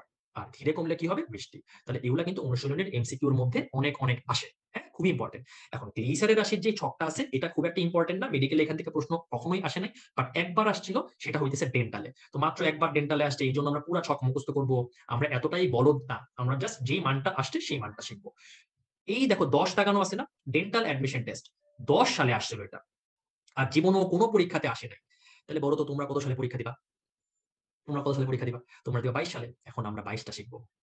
এখন বলতে পারো, "ভাইয়া আপনি এগুলা কি আবোল-তাবোল বলতেছেন?" আমি আবোল-তাবোল বলতেছি না। তুমি চিন্তা করো, যেহেতু কখনো পরীক্ষায় আসে নাই, তার মানে একজন ব্যক্তি আছে যার পছন্দের ছক এইটা। এখন আল্লাহ না করুক সেই ব্যক্তি ১০ সালে ১০ দিছিল। এখন আল্লাহ না করুক সে যদি এই বছর বাইচা থাকে, আল্লাহ না করুক কথা বলাটা ঠিক না। এই বছর বেঁচে থাকলে কত দিবে? ২২ দিবে। ২২ এর মানটা কত? 1.75 তাই না? ২২ এর মানটা কত? 1.75 আরেকটা মজার জিনিস দেখো। তুমি দেখো তো ২৫ এর মান কত দেয়া আছে? 1.70 না। ২৫ থেকে শুরু করে শেষ পর্যন্ত দশমিকের ঘরে ১ করে কমছে দেখো। 70, 69, 68, 67, 65, 4, 3, 2, 1, 0, 9, 8 দেখছো? তাহলে আমি ২৫ থেকে শেষ পর্যন্ত এমনিই পারি। আর জাস্ট ১০ শিখবা, ২২ শিখবা। তাহলে এই ছক মনে বলতে পারো, ভাইয়া বলল এই ছকটা লাগবে না, বাট তাও শিখাই ফেললাম। ভাইয়া এর বেশি লাগবে না। এগুলা অনুশীলনী সরি ফিজিক্সের মেডিকেলের অ্যাডমিশন টেস্টের জন্য লাগে, এইজন্য বললাম। এখন আমরা ২ টা সৃজনশীল দেখব, হ্যাঁ? তো সৃজনশীল দেখার জন্য আমি তোমাদের বইয়ের শুরুতে আমি তোমাকে একটা ম্যাথ বলছিলাম যে দেখাবো। তো আমি একটু দেখি দাঁড়াও। উম আচ্ছা আমি বইয়ে যাবো। আচ্ছা বইয়েই যাই। বেশিক্ষণ লাগবে না। ২ টা সৃজনশীল দেখালেই শেষ। তো বইয়ে আগে ম্যাথটা দেখাই আসি, হুম? তাহলে তোমাদের জন্য ভালো হবে। একটা ম্যাথই আছে, ওটা আরেকটা সৃজনশীলের ম্যাথ, সমস্যা নাই, একটু ম্যাথে চলে আসি, তোমাদের জন্য ভালো হবে। সেটা হচ্ছে ধরো এই যে ম্যাথটা করবো সেকেন্ড পেজে, একদম পেজে ৮ নাম্বার পেজে, হ্যাঁ, এই যে হ্রদের তলদেশের ম্যাথ মনে রাখবা। এই ম্যাথটা এইচএসসির জন্য অনেক ইম্পর্টেন্ট। ম্যাথটা কি বলছে? হ্রদের তলদেশ থেকে বুদবুদায় উঠে আসছে, বুদবুদের আয়তন ৫ গুণ হয়েছে, তাহলে হ্রদের গভীরতা কত? তো এই ম্যাথটার মূল নিয়ম তো আমাদের এইচএসসির জন্য লাগবে। আমি মূল নিয়মটা তোমাকে দেখাইতেছি, তার আগে আমাকে বলো তো এটা একটা শর্টকাট শিখে ফেলি চলো। তো গভীরতা বের করতে বলছে না? গভীরতাটা হইতেছে h is equal two n minus 1 into 10। এই শর্টকাটের মধ্যে n এর মানে হইতেছে আয়তন, n এর মানে হইতেছে আয়তন কত গুণ, আয়তন কত গুণ। আচ্ছা বলো তো এই ম্যাথে আয়তন কয় গুণ হইছে? আয়তন কয় গুণ হইছে বলো তো? আয়তন ৫ গুণ হইছে। তাহলে এই ম্যাথের জন্য n এর ভ্যালুটা কত ভাই বলো তো? এই ম্যাথের জন্য n এর ভ্যালুটা কত? n এর ভ্যালুটা ৫। তাহলে চলো তো আমরা n এর মানে ৫ বসাই দেখি অ্যান্সার মিলে কিনা। n এর মান ৫ বসালে ৫ মাইনাস ১ ইনটু ১০ অ্যান্সার হয় কত? ৪০। দেখো তো অ্যান্সার কাছাকাছি হইছে না? অ্যান্সার কাছাকাছি হইছে। এবং এমসিকিউ তে যখন দিবে তখন তোমাকে অপশনগুলো এমন কখনোই দিবে না যে 40.৮, ৯, ১০, ১১। তোমাকে দূরে, দূরে দিবে যে ৪০, ৫০, ৬০, ৭০। তো ক্যালকুলেটর ছাড়া যখন ক্যালকুলেশন করবা তখন তোমার এই শর্টকাটটা হেল্প করবে। তাহলে কি অ্যান্সারটা এখন মুখে, মুখে বের করা যায় না ভাই বলো তো? তাহলে বলো তো আয়তন যদি ১০ গুণ হইতো অ্যান্সার কত হইতো? আয়তন 10 গুণ হলে অ্যান্সার কত হতো? ৯০। তাহলে মুখে, মুখে যাচ্ছে। এখন আমাকে একটা কথা বলো। আমি শর্টকাটটা তোমাদের সাদা পেজে লিখে দিই যেহেতু তোমাদের জন্য লাগবে। শর্টকাটটা কি? h is equal to n minus 1 into 10। এখানে n মানে হচ্ছে আয়তন কত গুণ? আয়তন কত গুণ? আয়তন কত গুণ? আচ্ছা আমাকে একটা কথা এখন বলবা। আমার যদি ম্যাথে এখানে তো আয়তন দেয়া ছিল। ম্যাথে যদি ব্যাস বা ব্যাসার্ধ থাকতো, ব্যাস বা ব্যাসার্ধ ২ গুণ বলতো, তাইলে কি আমরা এই শর্টকাটে n এর মানে ২ বসাইতে পারতাম কি পারতাম না? পারতাম কি পারতাম না? বলো তো? আমার যদি ম্যাথটা এমন ছিল না যে আয়তন ২ গুণ হইলো তাহলে গভীরতা কত? কিন্তু এখানে তো ম্যাথের প্রশ্নে বলে দিল মনে করো ব্যাস ২ গুণ হইছে। তাহলে কি এই শর্টকাটে বসানো যাবে? যাবে না। কারণ এই শর্টকাটের n মানে কি? এই শর্টকাটের n মানে আয়তন। তার মানে আমাকে এই সূত্রে বসাইতে হইলে ব্যাস বা ব্যাসার্ধ ২ গুণ হওয়া মানে আয়তন কত গুণ হওয়া আগে বের করতে হবে। কথা বুঝছো? এবং আমরা জানি গোলকের আয়তনের সাথে ব্যাসার্ধের সম্পর্ক ঘনের সমানুপাতিক, ব্যাসের সম্পর্কও ঘনের সমানুপাতিক। কেন? আমরা জানি যে গোলকের আয়তন সমান সমান 4/3 পাই আর কিউব। তাই না? এখন ধ্রুবকগুলো চলে গেলে শুধুমাত্র আর কিউবের সাথে সমানুপাতিক থাকতেছে কিনা বলো তো? আবার আমরা জানি যে গোলকের আয়তন যদি আমরা চিন্তা করি ইয়া দিয়ে ঘনত্ব দিয়ে চিন্তা করি, তাহলে গোলকের আয়তনের সাথে ঘনত্বের সূত্রটা 1/6 পাই দিয়ে। তাহলে দুইটারই কি কিউবের সমানুপাতিক? তার মানে এই ব্যাস বা ব্যাসার্ধের ম্যাথ থাকলে n বানাইতে হইলে যেটা থাকবে সেটাকে তার কিউব করতে হবে, ঘন করতে হবে। হ্যাঁ? তার মানে এই ব্যাস বা ব্যাসার্ধ যাই থাকুক না কেন এইটার আমাকে আগে কিউব করে নিতে হবে। কথা বুঝা গেছে? তাহলে এই ম্যাথে যদি দ্বিগুণ হয় তাহলে আমরা যদি ২ এর কিউব করলে কত হয়? তখন কত হয়? ৮ হয়। তাহলে যদি ব্যাস বা ব্যাসার্ধ ২ গুণ হয়, আয়তন কয় গুণ? ৮ গুণ। তাহলে তখন ম্যাথের অ্যান্সার কত হবে বলো তো? এখানে ৮ বসালে ৮ মাইনাস ১ ইনটু ১০ তখন অ্যান্সার ৭০ হয়ে যাবে। Very good. দেখো আমাদের আগের পেজে যে ম্যাথটা আছে, এই যে ২ নাম্বার যে ম্যাথটা আছে, এই ২ নাম্বার ম্যাথের অপশনে ছিল ব্যাস দ্বিগুণ হয়। দেখছো? এবং এটার অ্যান্সার দেখো, অ্যান্সার কত আসছে? ৭০ এর কাছাকাছি ৭২ পয়েন্ট সামথিং। তার মানে ম্যাথের ক্ষেত্রে যদি ব্যাস বা ব্যাসার্ধ থাকে আমাকে আগে ঘন করে নিতে হবে, বাকিটা যা আছে তাই। জিনিসটা বুঝা গেছে? কোন কনফিউশন আছে? নাই। এবং এই ধরনের ম্যাথ এইচএসসি তে তোমার আসবে, আসবে। সিকিউ হিসেবে আসবে। যেহেতু সিকিউ হিসেবে আসবে আমরা ম্যাথটার একটা মূল নিয়ম শিখে আসবো। তো মূল নিয়মটা কেমনে শিখবো? চলো মূল নিয়মটা শিখে ফেলি। মূল নিয়মটা শেখার জন্য আমরা এখন তোমাকে সৃজনশীলটা দেখাবো, তাইলে মূল নিয়মটা বুঝে যাবে। হ্যাঁ? তো চলো সৃজনশীলে চলে যাই। একটা সৃজনশীল দেখাবো বলছি। জানি না তোমাদের অন্যান্য ক্লাসে সৃজনশীল দেখানো হয় কিনা। তোমরা না চাইলে দেখাবো না, সমস্যা নেই। তোমাদের আ যদি সময়ের প্রবলেম থাকে ক্লাসটা শেষ করে দিব। যদি না চাও আরকি। আচ্ছা ঢাকা বোর্ড ১৮ সাল এটা একটু পরে করব। আমরা একটু পরে আগে করব। তুমি আগে আমাকে বলো তো এখানে কি বলছে? এখানে কি বলছে? একটু বলো তো আমাকে যে পদ প্রশ্নটা পড়ো যে পদার্থবিজ্ঞানে কিছু একটা হইছে। বুদবুদের তলদেশ থেকে উপরে উঠে আসায় আয়তন 1.1 গুণ হয়ে গেছে। ভালো কথা। তুমি আয়তন 1.1 গুণ দেখলা। তুমি আমাকে বলো এই যে আমি ১ আর ২ করাবো না। ৩ নাম্বারটা দেখো। উচ্চতা বের করতে বলছে না। তুমি যদি মনে করো একটা নরমাল নিয়মে করবা, নরমাল নিয়মে করো। ঠিক আছে? কি বলছে? আ ভাইয়া এখানে তো ৭২ আমি তো তোমাকে বলছি ভাই এত কাছাকাছি অপশন দিবে না তাসফিয়া। দূরে, দূরে অপশন পরীক্ষার হলে দূরে, দূরে অপশন দিবে। আর তুমি যদি ক্যালকুলেটর ছাড়া হুবহু অ্যান্সার মিলাইতে পারো তুমি অনেক ব্রিলিয়ান্ট, হ্যাঁ? আচ্ছা ফাইন। দেখো তাহলে এই ম্যাথটার অ্যান্সার শর্টকাট দিয়ে কত হয় বলো তো? নিজেই বলো তো। শর্টকাটটা কি ছিল? h is equal to n minus 1 into 10 তাই না? তাহলে শর্টকাট দিয়ে যদি বসাই 1.1 গুণ হইছে -1 into 10 তাহলে অ্যান্সার 0.1 into 10 তাই না? 0.1 into 10 হলে কত? 1 পয়েন্ট সামথিং। কত হবে জানি না আমি এখনো, হ্যাঁ? আচ্ছা 1 তাহলে এই ম্যাথটা আমরা কেমনে করে করব? ঠান্ডা মাথায় শোনো। তুমি বুঝো। ম্যাথটার নিয়মটা কি? ম্যাথটা আসলে কোন সূত্রে অ্যাপ্লিকেশন? এই ধরনের ম্যাথ কোন সূত্রে অ্যাপ্লিকেশন? আমি একবার বলে দিই। সূত্রটা হইতেছে P1 V1 equal to P2 V2 র অ্যাপ্লিকেশন। কথা বুঝছো? কিভাবে? তুমি দেখো। তুমি দেখো আমি এখানে একটা ধরো একটা এই যে এটা ধরো আমাদের হ্রদ আঁকলাম। হ্যাঁ? তো হ্রদের মধ্যে হ্রদের মধ্যে তুমি দেখো যদি নিচে থাকে বুদবুদটা, এটা হ্রদের নিচে আছে, নিচে বুদবুদটা আছে, এটা হ্রদের উপরে ভাগ। তো বুদবুদটা উপরে উঠে এত বড় সাইজ হয়ে গেল। কারণ আমরা জানি যে নিচে চাপ বেশি, এইজন্য আয়তন কম, উপরে আয়তন বেড়ে গেছে। তো এই V1 এর মান যদি আমি ক্যাপিটাল V ধরি, এই প্রশ্নে বলছে যে আয়তন কয় গুণ হয়ে গেছে? আয়তন 1.1 গুণ। কার 1.1 গুণ? আগেরটার 1.1 গুণ, অর্থাৎ 1.1 V। এটা বুঝো? আবার এখানে বুদবুদের যে চাপ অর্থাৎ P2 র ভ্যালু হবে হইতেছে বায়ুমণ্ডলের চাপ, কারণ এটা বায়ুমণ্ডলের সংস্পর্শে চলে আসছে। তাহলে বায়ুমণ্ডলের চাপ আমাদের উদ্দীপকে কত দিয়ে আছে চলো দেখি তো। বায়ুমণ্ডলের চাপ দেয়া আছে 10 টু দি পাওয়ার 5 পাস্কেল। তাহলে এই উপরের বুদবুদটার চাপ কিন্তু বায়ুমণ্ডলের চাপ, সেটা হচ্ছে 10 টু দি পাওয়ার 5। বুঝো কিন্তু? তাহলে এটা যেহেতু বায়ুমণ্ডলের সাথে আছে, তাহলে বুদ্ধি করে বলো তো এই তলের যে বুদবুদটা, এই অর্থাৎ P1, এটার P1 এর ভ্যালু কত হবে? কেউ কি বলতে পারবা? তোমরা কি জানো যে এই পানির তলদেশের যেই মানে বুদবুদটা আছে, এটার চাপ কি বায়ুমণ্ডলের চাপও থাকবে, সাথে পানির তলে থাকারও একটা চাপ থাকবে না? এটা তোমরা ক্লাসে ছোটবেলায় পড়ে আসছো। তাহলে আল্টিমেটলি এই পানির তলদেশে বায়ুমণ্ডলের চাপটাও থাকবে, সাথে একটা এক্সট্রা চাপ থাকবে। সেটা হইতেছে ক্লাস 9-10 এ পড়ে আসছো যে পানির তলদেশে কোনো একটা বিন্দুতে বিন্দুকণার চাপ হইতেছে এইচ রো জি। তাই না? তাহলে তুমি এখন সবকিছু পেয়ে গেছো। তাহলে যদি আমি এখন P1 V1 equal to P2 V2 বসাই দেই, তাহলে দেখো এখানে P1 মানে কি? P1 মানে P2 প্লাস H রো জি। তাই না? V1 মানে V, বড় হাতে V লিখলাম। P2 মানে দেয়া আছে 10 to the power 5, R V2 মানে 1.1 V। তুমি যদি এটাকে ক্যালকুলেশন করো, আমরা জানি রো এর ভ্যালু হইতেছে, পানির ক্ষেত্রে রো এর মান হইতেছে, একজন বলছে 10 টু দি পাওয়ার 4 প্লাস হবে। কি জানি বলছো আমি বুঝি নাই। যাই হোক, রো এর ভ্যালু হবে হচ্ছে, আমরা জানি পানির ঘনত্ব হইতেছে 1000 আর জি এর মান হইতেছে 9.8।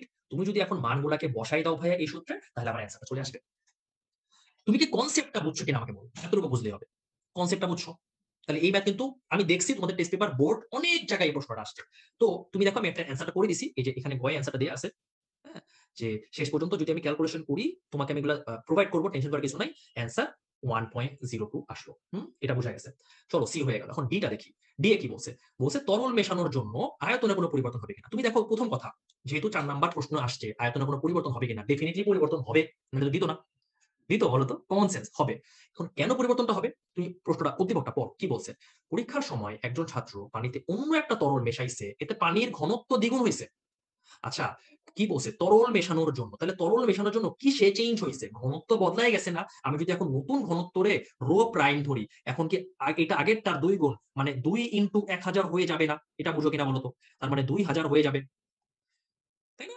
উচ্চতা তো সেমই থাকবে। আমি তরল মেশানোর জন্য তো আমাদের কুয়ার উচ্চতার কোনো চেঞ্জ হবে না। উচ্চতা আমি আগের ম্যাথে বের করে ফেলছি। উচ্চতা কত ছিল? উচ্চতা বের হলো কত? 1.02 মিটার। তাই না? উচ্চতার কোনো চেঞ্জ নাই। উচ্চতার কোনো চেঞ্জ আছে? আমি যদি তরল মেশাই, উচ্চতা তো কোনো চেঞ্জ হবে না। উচ্চতা সেমই থাকবে। এটা তো বুঝো। এখন আমার খালি রোটা চেঞ্জ হবে। প্রশ্ন বলছে আয়তনের কোনো পরিবর্তন হবে কিনা।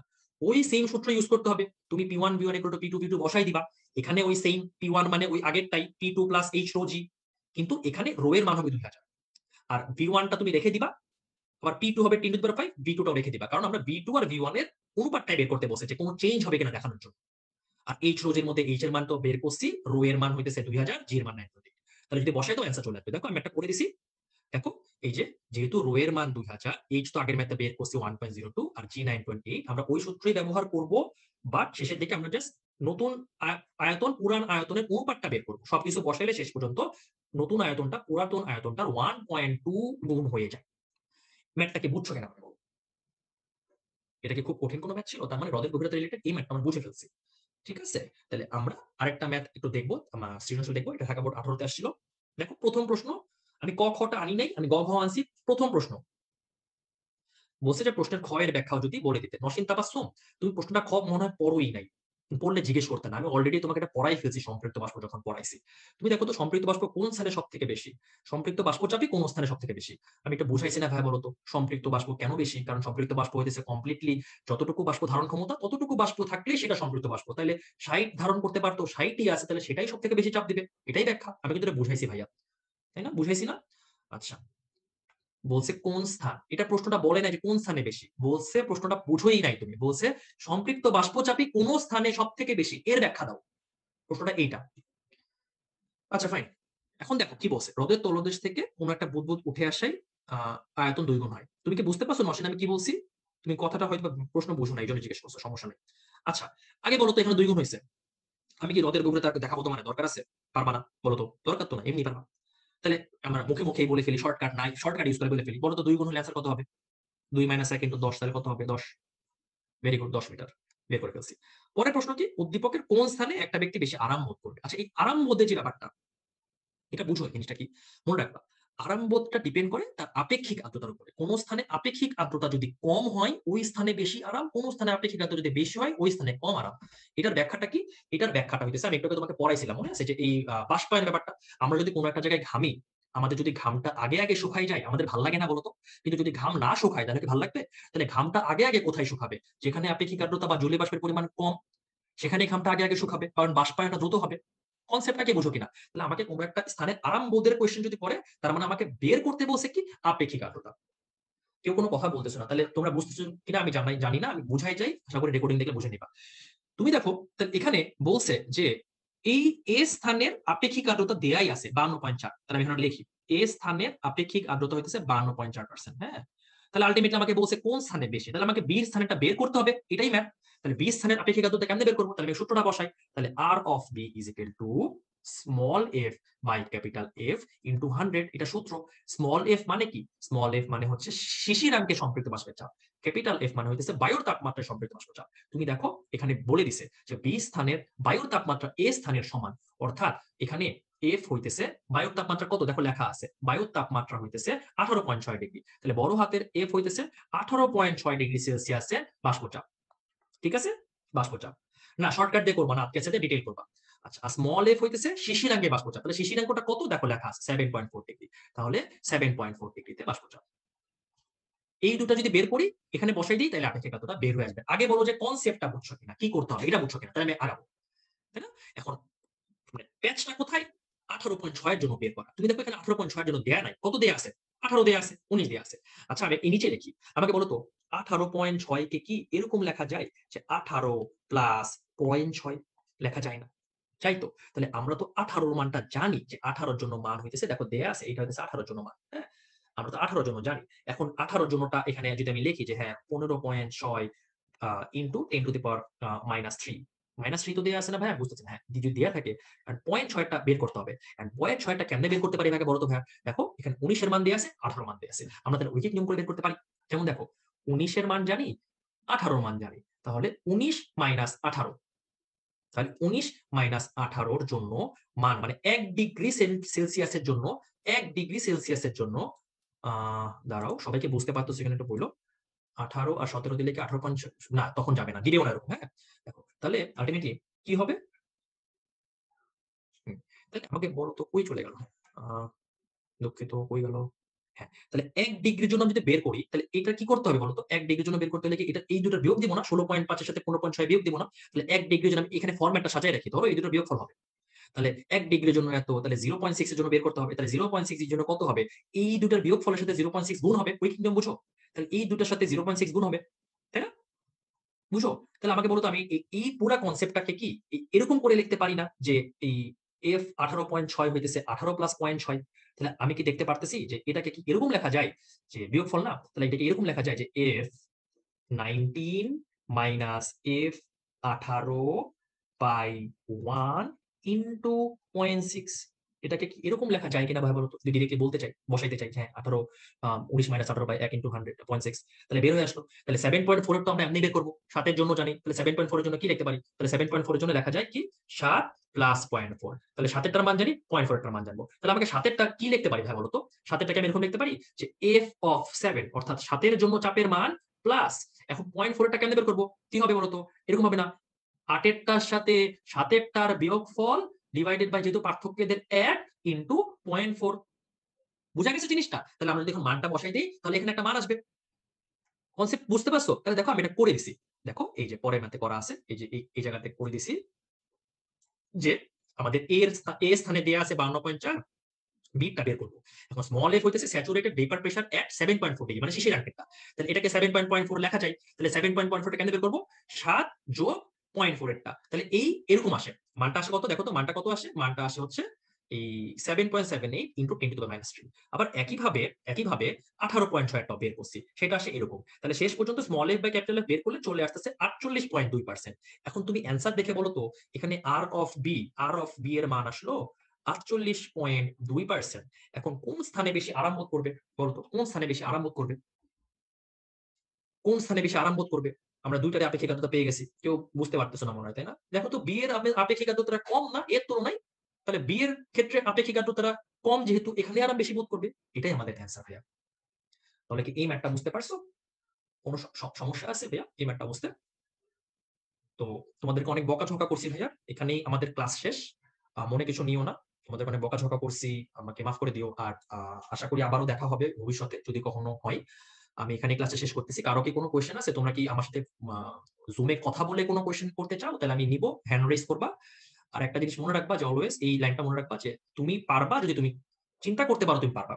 I can and I will always এটা মনে রাখবা। আচ্ছা, কারো কোনো কোয়েশ্চেন নাই আশা করি। এখানে আমরা তাহলে ক্লাসটা শেষ করে ফেলবো।